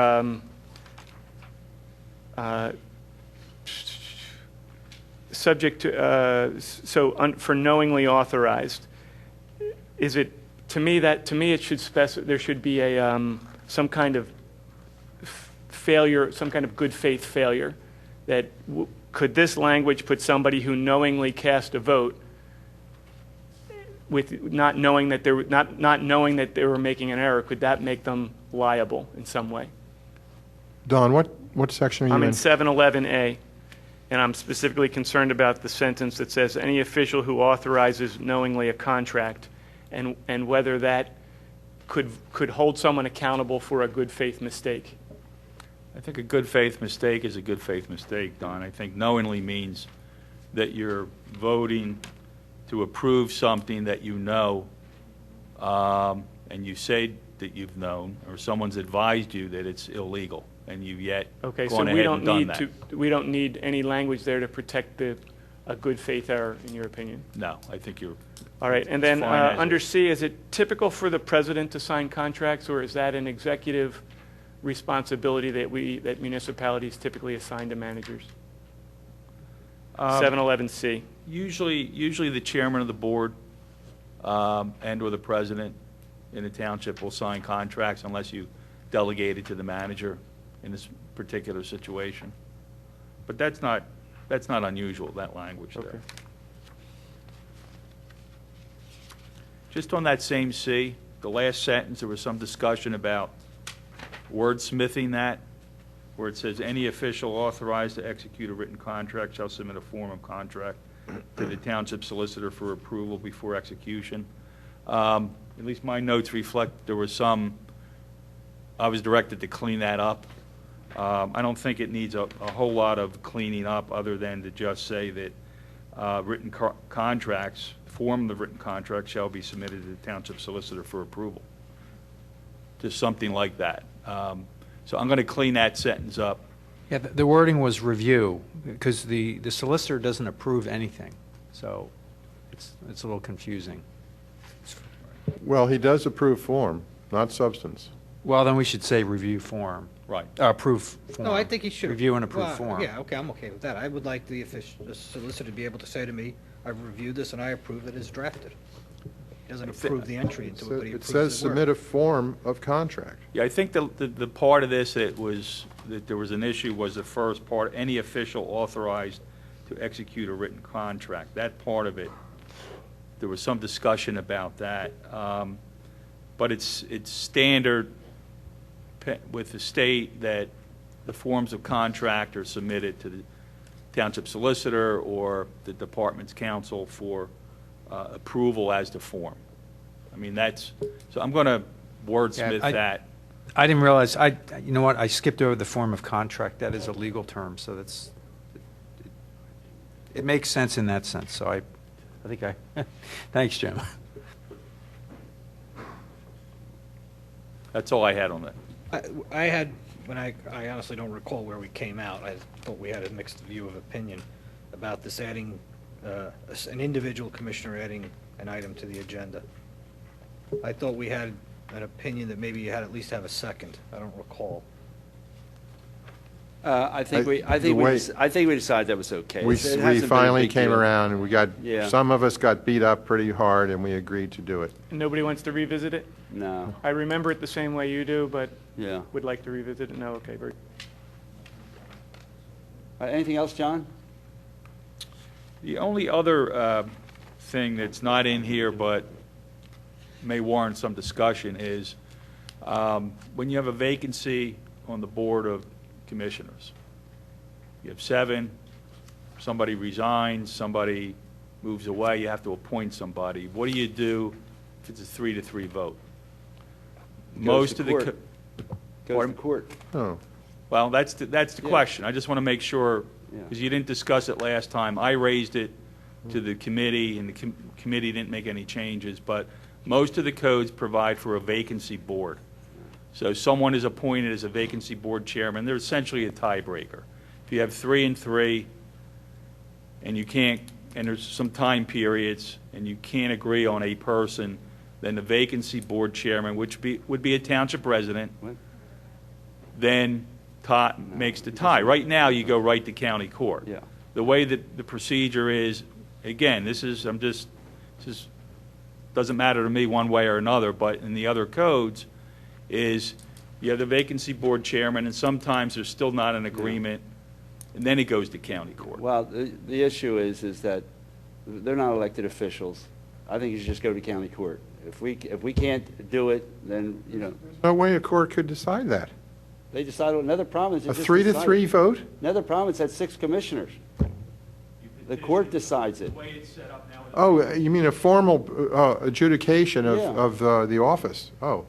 Yeah. I mean, essentially what happens is people would, usually the president judge would get involved, and Yeah. there would be a time period for Yeah. people to apply for the position, and then the Yeah. court or a group of judges would appoint that person to fill their spot. Yeah. It takes time. That's another issue with going right to court. But creating another board and, that we haven't used in our history, But it's not a board, it's really just one person. And the vacancy board is that one person. That one person and the 6 remaining commissioners. That's the board. but they shouldn't have the power to appoint a commissioner, in my That's- opinion. So in essence, Why would you give it to a court? Well, because then judges can, it puts more pressure on the commissioners to make a decision. I don't think this board has ever been Here's a weird tied idea. on appointing Make the treasurer the tiebreaker. unexpired terms. They're elected. Here's an idea. I don't think so. Can anyone serve as could the treasurer serve as the president of the board? That one board person? that's. Call it the vacancy Yes, chairman. yes. No, Such that the treasurer? no. Could the president of the Board of Commissioners serve as it, essentially it had- giving the authority to the president to decide? It has to be a separate individual Somebody appointed by this board, by this board at your annual. so there's always a sitting vacancy person? It's done at the annual reorganization meeting, just like any other appointments. Vacancy board chairman is the position. And that person doesn't do anything unless, if one of you leaves, and if the remaining 6 are split 3-3, then that person steps in and is the tiebreaker. You gotta appoint someone every year, you gotta find somebody to apply, you gotta appoint them every year. No, I don't care. It's just, it's never happened, Well, the president is opposed to it. I think it's a good idea. I'm in favor of it. I'm not opposed to it either. I think why go down to a court? Why? Yeah, it's just, I'm sorry. Yeah, I mean, I have to think about it, but. It's only going to be a paragraph, a couple of sentences that you're going to add, correct? And then once a year, we're going to have to appoint somebody. A person. A single person to be Correct. the vote, the deciding vote. I mean, basically, how it would work is, once there's a vacancy, then the remaining 6 commissioners have some time period to appoint somebody. Let's say it's 20 days. The end of or 30 days. At the end of the 20 or 30 days, if you can't appoint somebody, then the vacancy board chairman sits with the remaining 6, and the 7, we'll call them the vacancy board, although it's the 6 and this one person, then votes. And there's a time period within which that has to happen. If that doesn't happen for whatever reason, then it goes to county court. That is the standard procedure with the elected board in most municipalities. It's in all the codes. It's something I suggested early on. I know you've never had it, and I know you've never had an issue, but I have been there when this has You guys all right happened. with it? Let me ask you, I don't recall seeing the Home Rule Charter Committee discussing this. I must have missed that meeting. Did did discuss this, and they concluded that to stick with the county court option? Yes? Can somebody say why? Can somebody come up and say why you made that decision? You can't speak for the audience, can't speak for the audience. The public just loves hearing you, so you have to come to the mic. I was going to do it in sign language. Oh, We looked at sorry, you have this, to- you have and to there had state been your no name. problem. I'm You have to state sorry, your name my for name the- is John Ake, and I live in Ward 7. I was chair of the Charter Review Committee. thank you. We looked at this, and were told that there had not been this problem in 35 years. Figured it was not a problem that needed to be fixed now, and by putting it into the charter, revisions complicated what we thought would be a general voting that would go on with respect to the charter. There were a number of items that we looked at that just had not been problems, and if we had done this de novo, we might have put it in differently, but 35 years. Well, it may be that in most of the 35 years, you had single-party rule, and it was quite a lopsided majority, and so you had people from the majority party in lockstep, and it would appoint whoever was dictated to be the right choice. Now we have a much closer alignment, a better balance. We have 5-2 now. Lockstep Democrat. 5-2 now. We could have 4-3 or 3-4 next year. You Jim, I just think don't the know. point he's making is there are a lot of things you could put in there, and they, sometimes when you do a charter revision, a little item like this could become a big it could become a debate, and then it could screw up the whole charter by just. Well, trying I to think a choose one. debate is a small price to pay for having a provision that prevents us from being deadlocked with no commissioner representing a large segment of the population, then having to yield to Court of Common Pleas to make the decision. John Rice, what's your professional advice? We had this come up in another township that is a home rule municipality, and they had problems in Montgomery County, and they put it on the ballot in the early 90s, and it was approved. I mean, they had no vacancy board either. It was a. But what's your professional advice as our solicitor? Should we have a vacancy board? I think it's preferable to have the sitting board and a resident of the township appoint the seventh person to having a judge do it. All right, fine, thank you. I nominate John Ake to be We're done, that we're going to person. do it, so. Go ahead, what, you got something to say?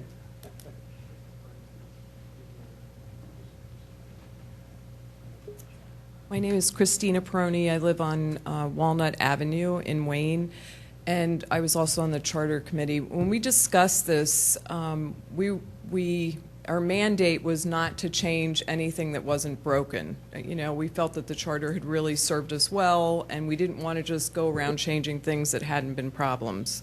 When this conversation came up, though, to give one person, here's my comment on it, to give one person who's not an elected official all the power to go and decide a 3-3 vote is an enormous amount of power for a person who's never been vetted in the public. So I would rather that go, as Bill said, I'd rather that go, you know, to the county court and have a public conversation about it. Those are my comments. Thank you. What happens when it goes to county court? So do the applicants who have put their names forward get up and give their resumes, and there's public comment, or people, how does that work? The way I've seen it done is there's a petition filed either by residents or by the board if there's a deadlock, petition filed to county court to appoint X, maybe a specific person. I don't know what Delaware County's done in this situation or whether it's happened often, but I've seen specific individuals proposed by petition. I know of a case in Lehigh County where they went from a second class to a first class municipality, and the judges, the group of judges, took resumes to appoint the first board as they went from a second to a first class. The 5 individuals were all appointed by the court. I think it's a question of, do you want to keep the appointment in the township?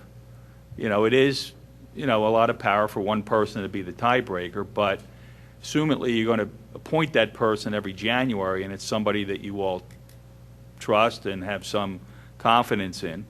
So it stays within the township, or do you want someone in media, one of the judges or a group of judges, to decide who the person is? And John, the An person. an appointed person cannot be an elected committee person or a chairman of a party or someone that's actively involved in county or state government, just like our other appointments. You have that, right.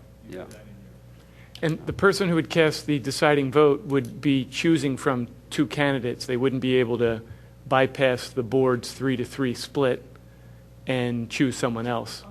Right. So there still is local democracy at play. They have to pick one of the 2 that split 3-3. 4-3 vote. This person is just appointed till the next election, right? No, once a year. Filling the term. Right. So next term, next election. So if something happened January 2nd. So they're this- appointed for a 2-year period. Depends on when they come in. Well, the municipal election is every other year. Every odd Yeah. So they would be appointed beginning of every odd year and serve for 2 years. Right. Well, every year, because, Depends on when the municipal election. well, no, a commissioner could leave anytime. Right. Yeah, it's not a municipal election, it's any time a commissioner could leave. Right. So, yeah, Are so, you saying we couldn't, there's no provision for a special election during there's an a- yeah, you even have a number? special election, but someone could serve, that appointed could serve, if you appointed someone October 1st, you know, they don't run until the primary. So you appoint someone to serve for those, 7 months, 6 months. Okay. So they have to run in the next available election. But they have to resign 60 days before that election, you know, or they go to the next election. The way this was approved, this is in Horsham Township in Montgomery County. This was approved in Horsham Township in Montgomery County. Person appointed held office to 8 p.m. of the first Monday of January following the next municipal election. So the next municipal election, they're appointed through that. Well, we just should do it on a calendar basis. You know? When we make our other appointments, we appoint this position. Should we do it for 2 years or every year?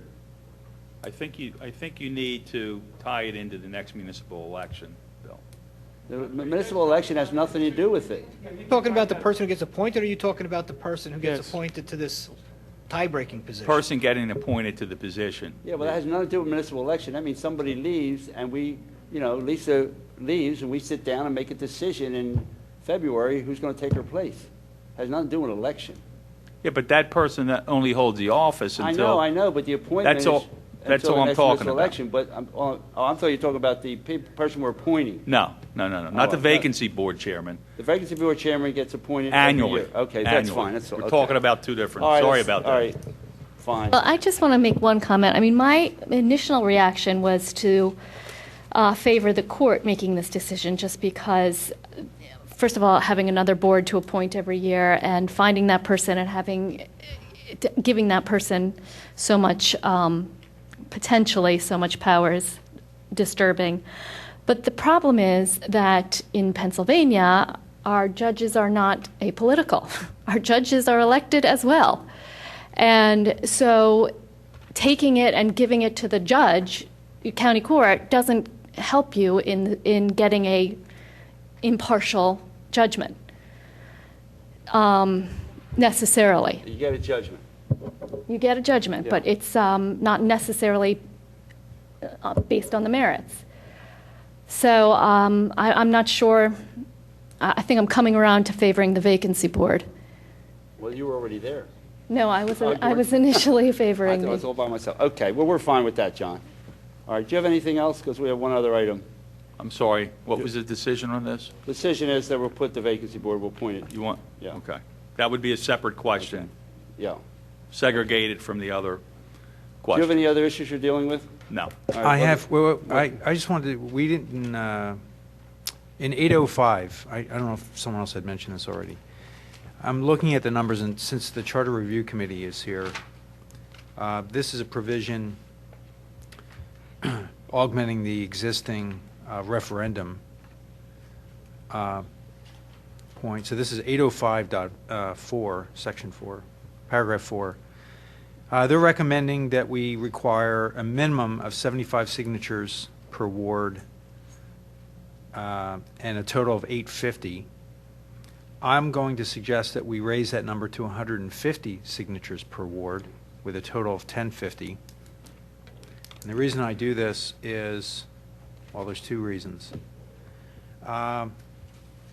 We now have because of the large institutions in the township, we now have the possibility that, in fact, the students from one institution could raise, just in their two wards, could raise, 400 or 500 signatures and easily go around canvassing the township, getting the remaining signatures that are required, and to create a referendum.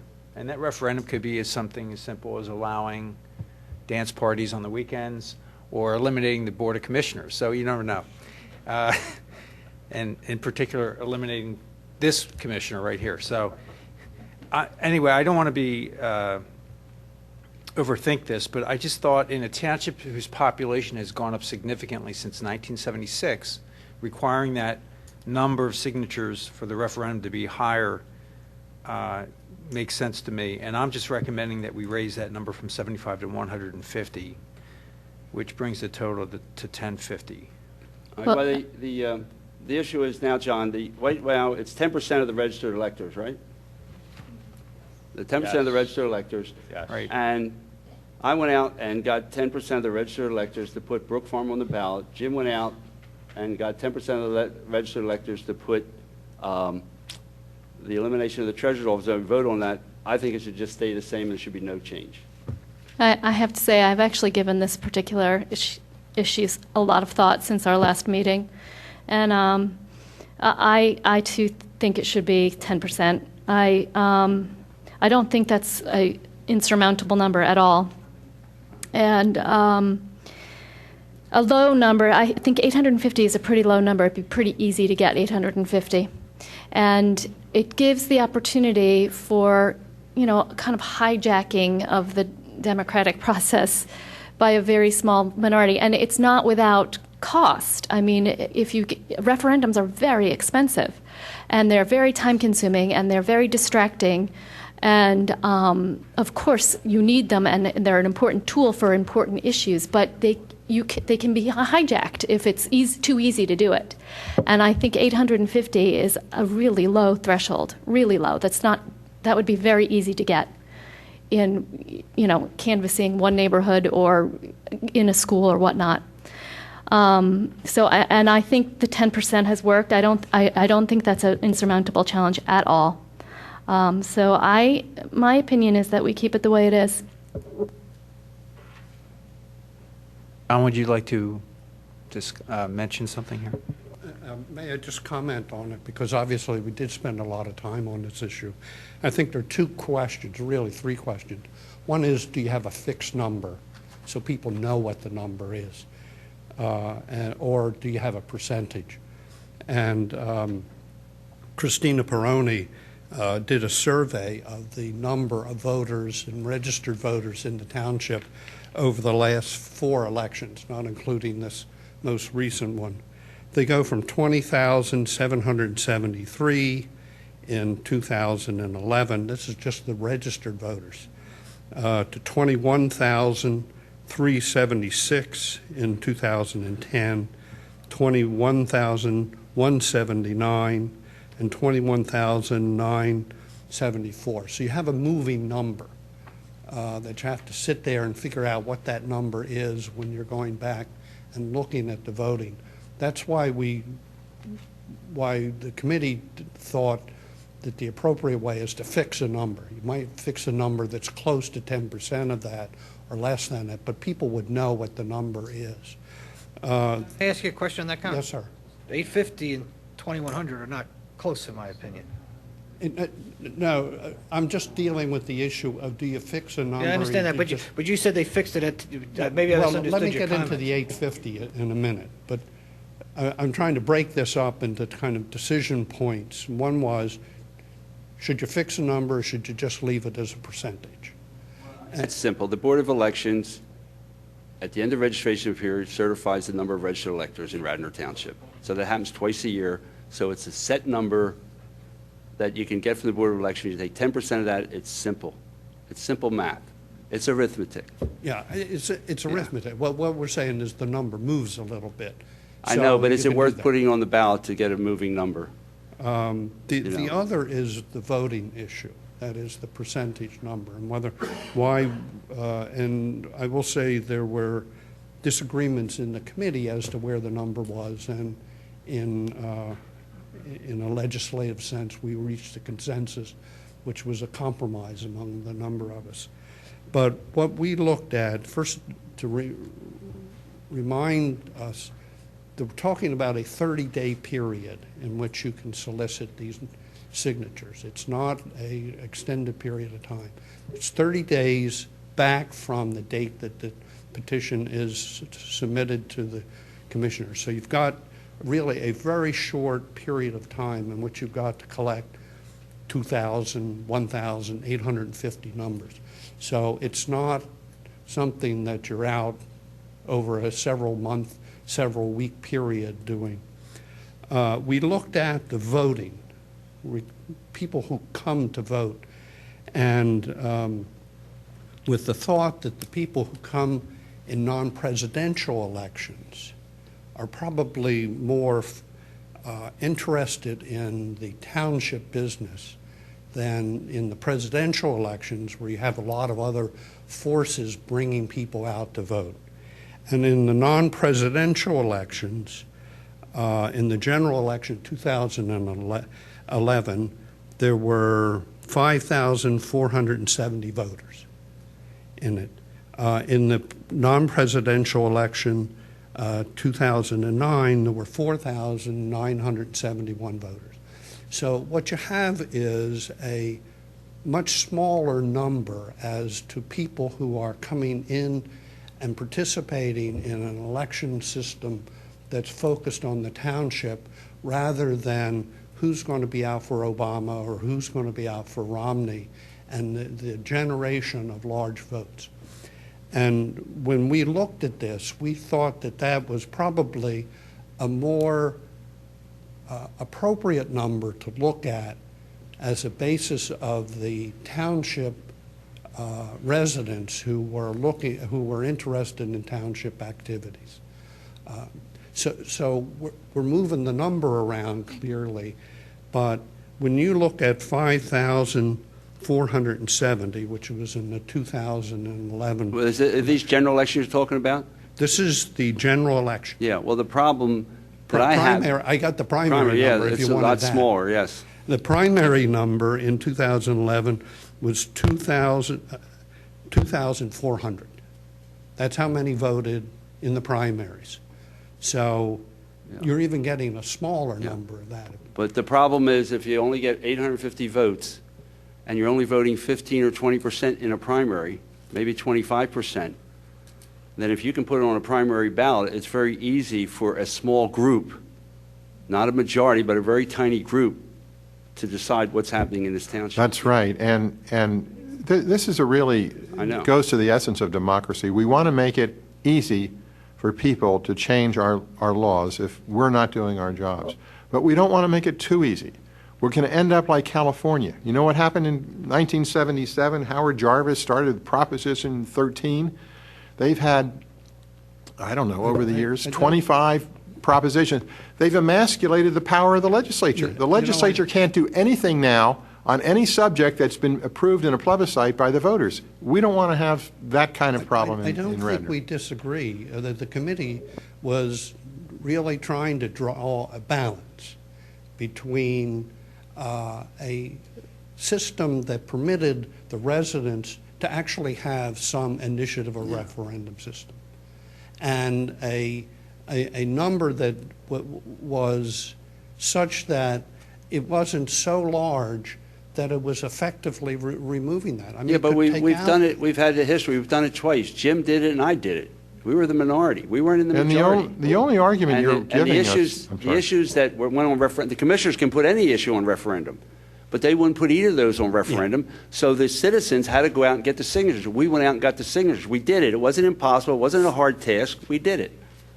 John, do you know, and did it come up in your discussion whether there were instances when there was a referendum effort that failed because they couldn't get 10% of the signatures? I mean, it just, to me, it doesn't seem that hard. In really important issues, it's been done without too much trial and tribulation. Can I just interject for 1 second? The issue was that it states in the current charter registered voters. And the difference when you folks went out and did it last time is that we didn't have motor voter. Now, anybody who works in the polls, and I'm sure all of you work in the polls, knows that there's tons of kids because of our kid population that's in and moving constantly, that we have tons of people that are registered voters that could care less about our community, but they're included in our 10%. So it therefore makes it like it doesn't exist. But they do have the right to vote on the referendum. They would have the right to vote on a referendum. Yeah. They would, but how many kids do you think that you could get out there? And that's why we limited it by ward to make sure that every ward had some representation. But the point was, it basically has no effect right now because it's impossible in 1 month, in 30 days, to get 2,000 signatures when in effect, in a primary, we have 2,000 people who care about, let's say, Radnor Township. You know, the kids never come out to vote for, we all know this, we all work in the polls. I voted 1,200 voters, it was like 100%, because I told the people at the polls, there's 200 people can't vote today. 100 of them don't live here anymore, so they can't vote, and there's another 100 that are away at college. But still, Jim and I went out and we got this couple thousand signatures without any problem. We put it on the ballot. We Was this both lost. before or after motor voter? It See, doesn't- motor voter made people automatically registered. So now what? Now it's easier to have the point is So you don't want to count those people that registered? that's what it says in the charter. You only count the people who are registered. That's right. That's the problem. If you count just people who vote, that's different. If you're No, counting registered, we only vote in municipal elections. We vote 20% in a primary and 40% in a general election. Right. You know, 60% of people don't vote in a November election, and 75% don't vote in a primary. So but the voting is irrelevant. It's registered voter. Yeah. That's what it says currently. Right now, it's based on only registered voters. So we have this provision. We were instructed to look at things that aren't working. And right now, since there's so many registered voters, to get 2,000 signatures is what we're saying. In 30 In days. 30 days on a local issue. But if you we've done have, it twice. Christine, if you have a good issue, yeah. if you have a good issue that's worth being put on a ballot, you can get canvassers to go out, and in 30 days, it's duck soup. And that is precisely the issue right there. If this is a really important hot issue and your commissioners are not acknowledging it, 2,000, it's not going to be hard to get 2,000 What you're signatures. saying, though, just as long as you guys know, what you're saying is in the last municipal election, we had 2,000 voters come out who cared about local politics, basically. So what you're saying is you want 100% of the people who voted in 2011 local election to come out and Well, you want certain- Well, 100%. signing a Well, certain- petition is a lot different than coming out to vote. But here's the thing: is that if Those you're only are going to people have who care. if you only have 2,000 people come out to vote, you know, That's what we do have. then it's not representative of Radnor Township with 20,000 voters. You know, if you're only voting, 10%, okay, so you want them deciding what rules and regulations they disagree with the commissioners on, 10% of the voters? Well, it may be No. representative of those people in the Radnor Township that are interested in the township. Everybody gets a vote whether you're interested or not. Absolutely. You know, because interests change. And, because people don't vote in primaries, sometimes there's nobody on the ballot in the primaries. There's no opposition in the primaries, and there's no reason to come out and vote. And some people just don't vote in primaries. Surprised we got Yeah. 2,000 based What's on that? that. That's right. And so it's, well, In any event, that Yeah. was the Okay. basis that the committee. just- Well, I like your suggestion on requiring a minimum number of signatures per ward, because I think it is important to get representation from all the wards.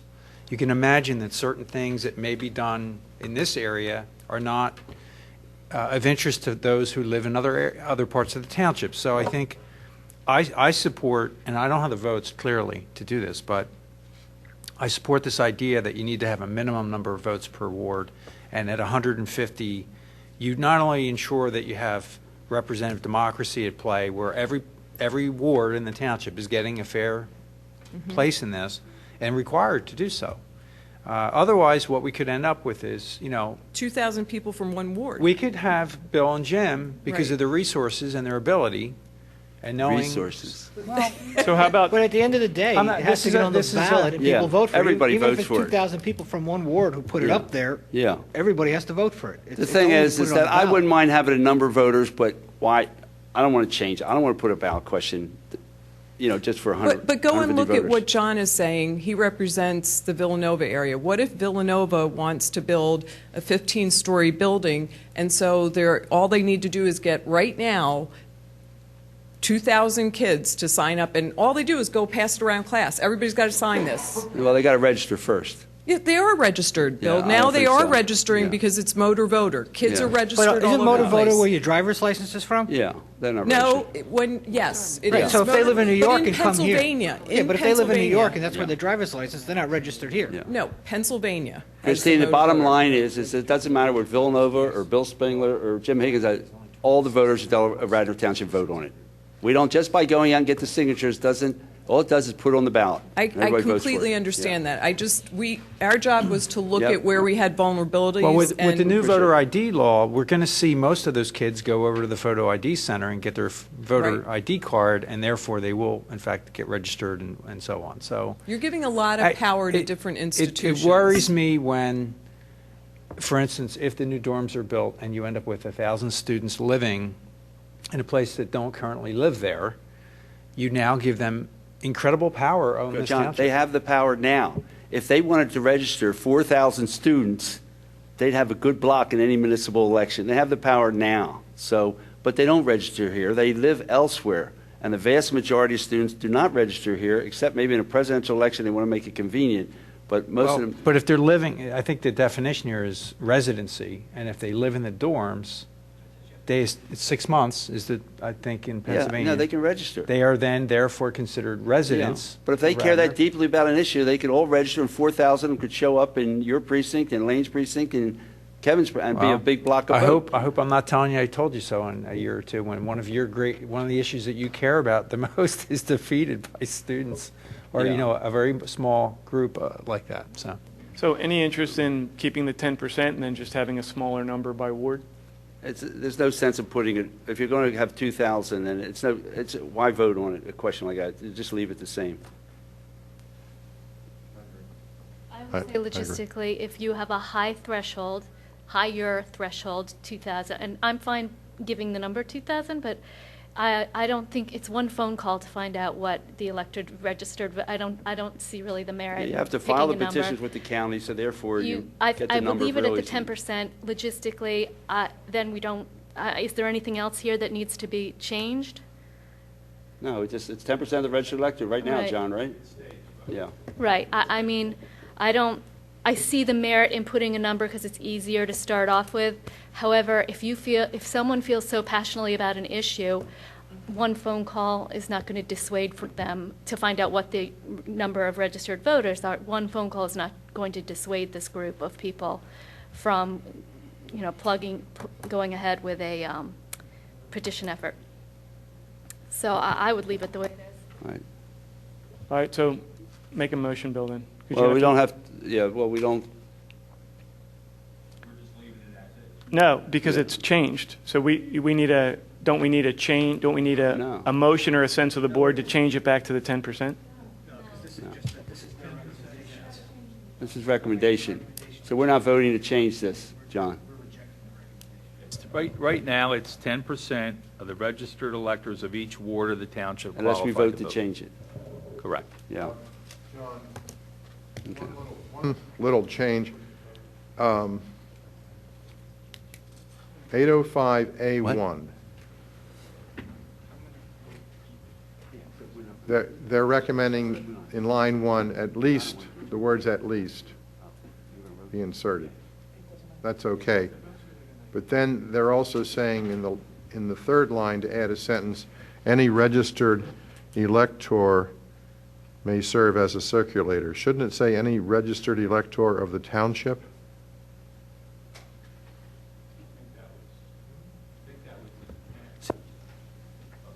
Microphone. I think that was the intent of this. That should be clear. Unless John Ake tells us otherwise, I think that was the intent, what they wanted to do. Well, yeah, but it's not clear. No, I would make that change. You would make a change. Yeah. Okay, good.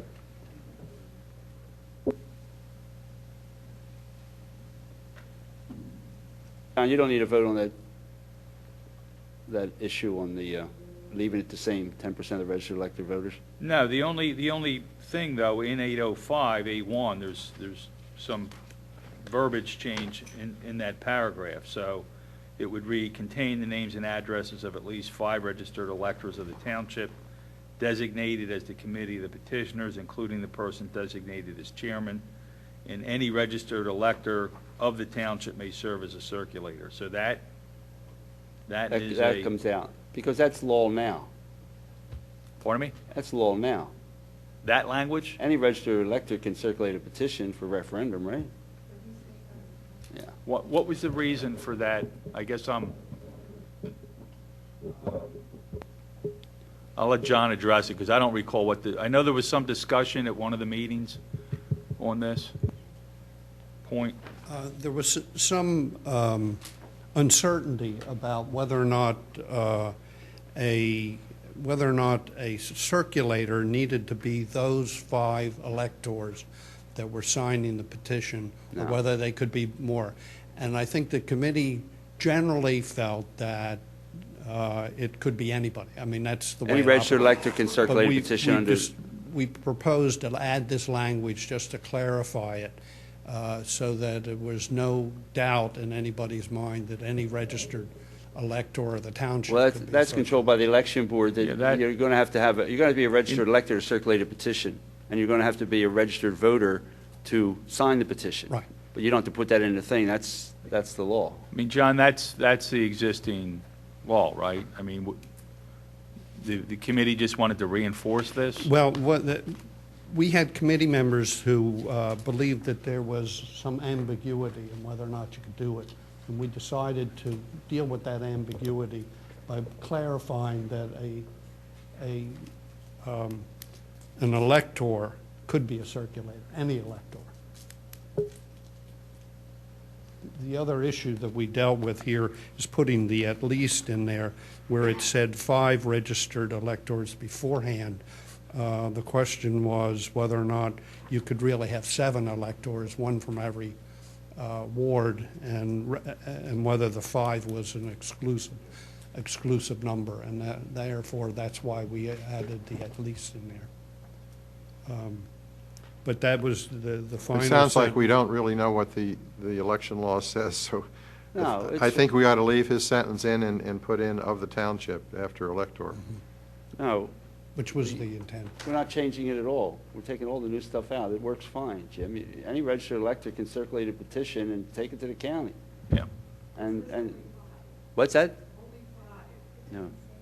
At least 5. That's a good change. No, you have to have a committee of petitioners. They're the people that are petitioning the county. But then anyone that's a registered voter can go out and get signatures.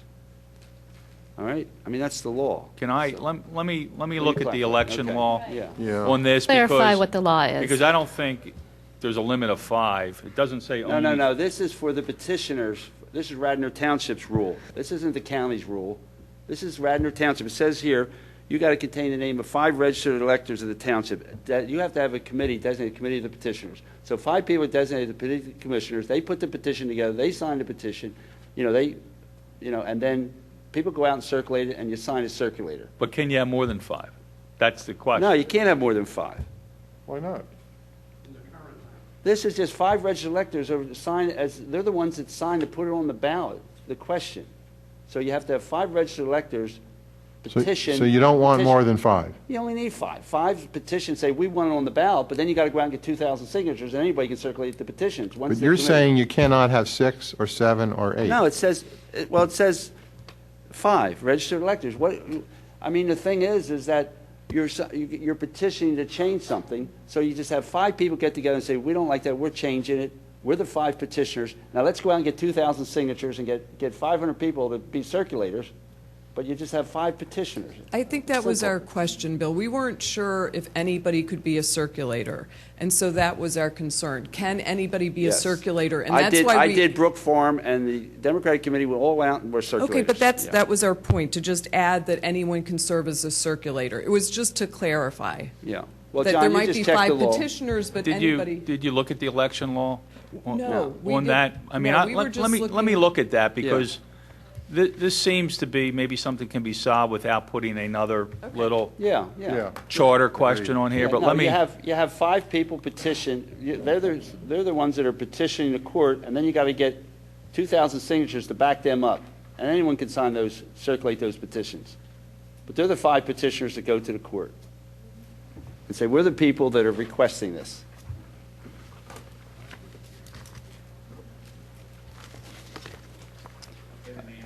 Get an answer on that question. Okay. All right. Well, whatever the law is, that's the way we'll do it, John. Doesn't okay? seem like it's needed to me. It sounds like it's Yeah. covered by Yeah. existing law. You have anything else, John? Now, there's some other amendments, Article 2, there's some amendments, but I think they would be grouped together. There's certain procedures that have been changed. There's some reports, some 211. There's requirements being added to written reports shall be prominently posted on the township's website. All of those would come under what I would call sort of administrative changes to the charter, just additional criteria. I'm going to segregate those as a separate question with what I'll call miscellaneous edits to the charter that are recommended by the committee. So I don't think they warrant any discussion unless the board wants to have some discussion over those. No, that's I right. think you hit the significant ones, and I have the direction I need to put something together, and I will get you something on the treasurer by your next meeting. Thank you. Any member of the public have Okay, any John, additional? could you, one of the things that would be helpful, I think, for us, but as well as the public, is sort of, when you bring this back to us, sort of the timeline that says, here's a sequence of events to getting it on the ballot, you know. In this memo. It is, but it isn't. If you just put it as bullets or something that says, these are the steps we're going to take. Give 'em a I mean- silver bullet. Well, you've got introduction. We're going to do it by the end of, last meeting in December is the goal. That's what we're shooting. Yeah, okay. Public, yes. The last question is, what if somebody doesn't follow the charter? And it was always an issue for me to figure out what is the process so that the public knew what is the process. And that's how that writ of mandamus came in there, that, well, you can Yeah. go and petition the courts. Well, That seemed like an unbelievably onerous situation, which obviously I was involved with the last situation that happened. And it would have been nice if you could file a complaint or something. Can you Some- can take anyone to the ethics board. That's what the ethics board does. Well, the ethics board was stacked with people who wouldn't have done anything, so. Well, you know, the it was courts all are part stacked of- with people that might not have done something. You know, I mean, we have an ethics board, and they should do something. So, in your opinion, it's just, and I don't think it explicitly says that in here, that if there's a violation of the charter, that the ethics board, is that the process? Well, the ethics board is going to deal with ethical issues. I mean, Right, so that's a violation of something like this wouldn't be Violation of the necessarily charter? an ethical. violation, but what section? Because what you're saying violation of the charter. Let's say the charter, you're proposing to put things on the website. Doesn't get put on the website for a couple months. What do you want to do to that person that doesn't do that? No, obviously, that's such an easy thing. You Yeah. get up in public and say, could you please do, everything's easy now with Bob, because Bob just does everything and believes in transparency. You're just wondering about that process if you didn't have a Bob, or we didn't have you who believes in transparency. If anyone violates the charter in an egregious way, or the commissioner do something, you take it to the ethics board. And you say they are not, you know, they violate this charter, and this is, you know, a violation of ethics, because it's really wrong what they've done. You know, they took an oath, or, you know, they have a responsibility to be fiscally responsible, you know? I mean, it's going to depend what the violation is. I mean, Okay. Yeah. if it's something that's ongoing, that's I'm sorry. egregious.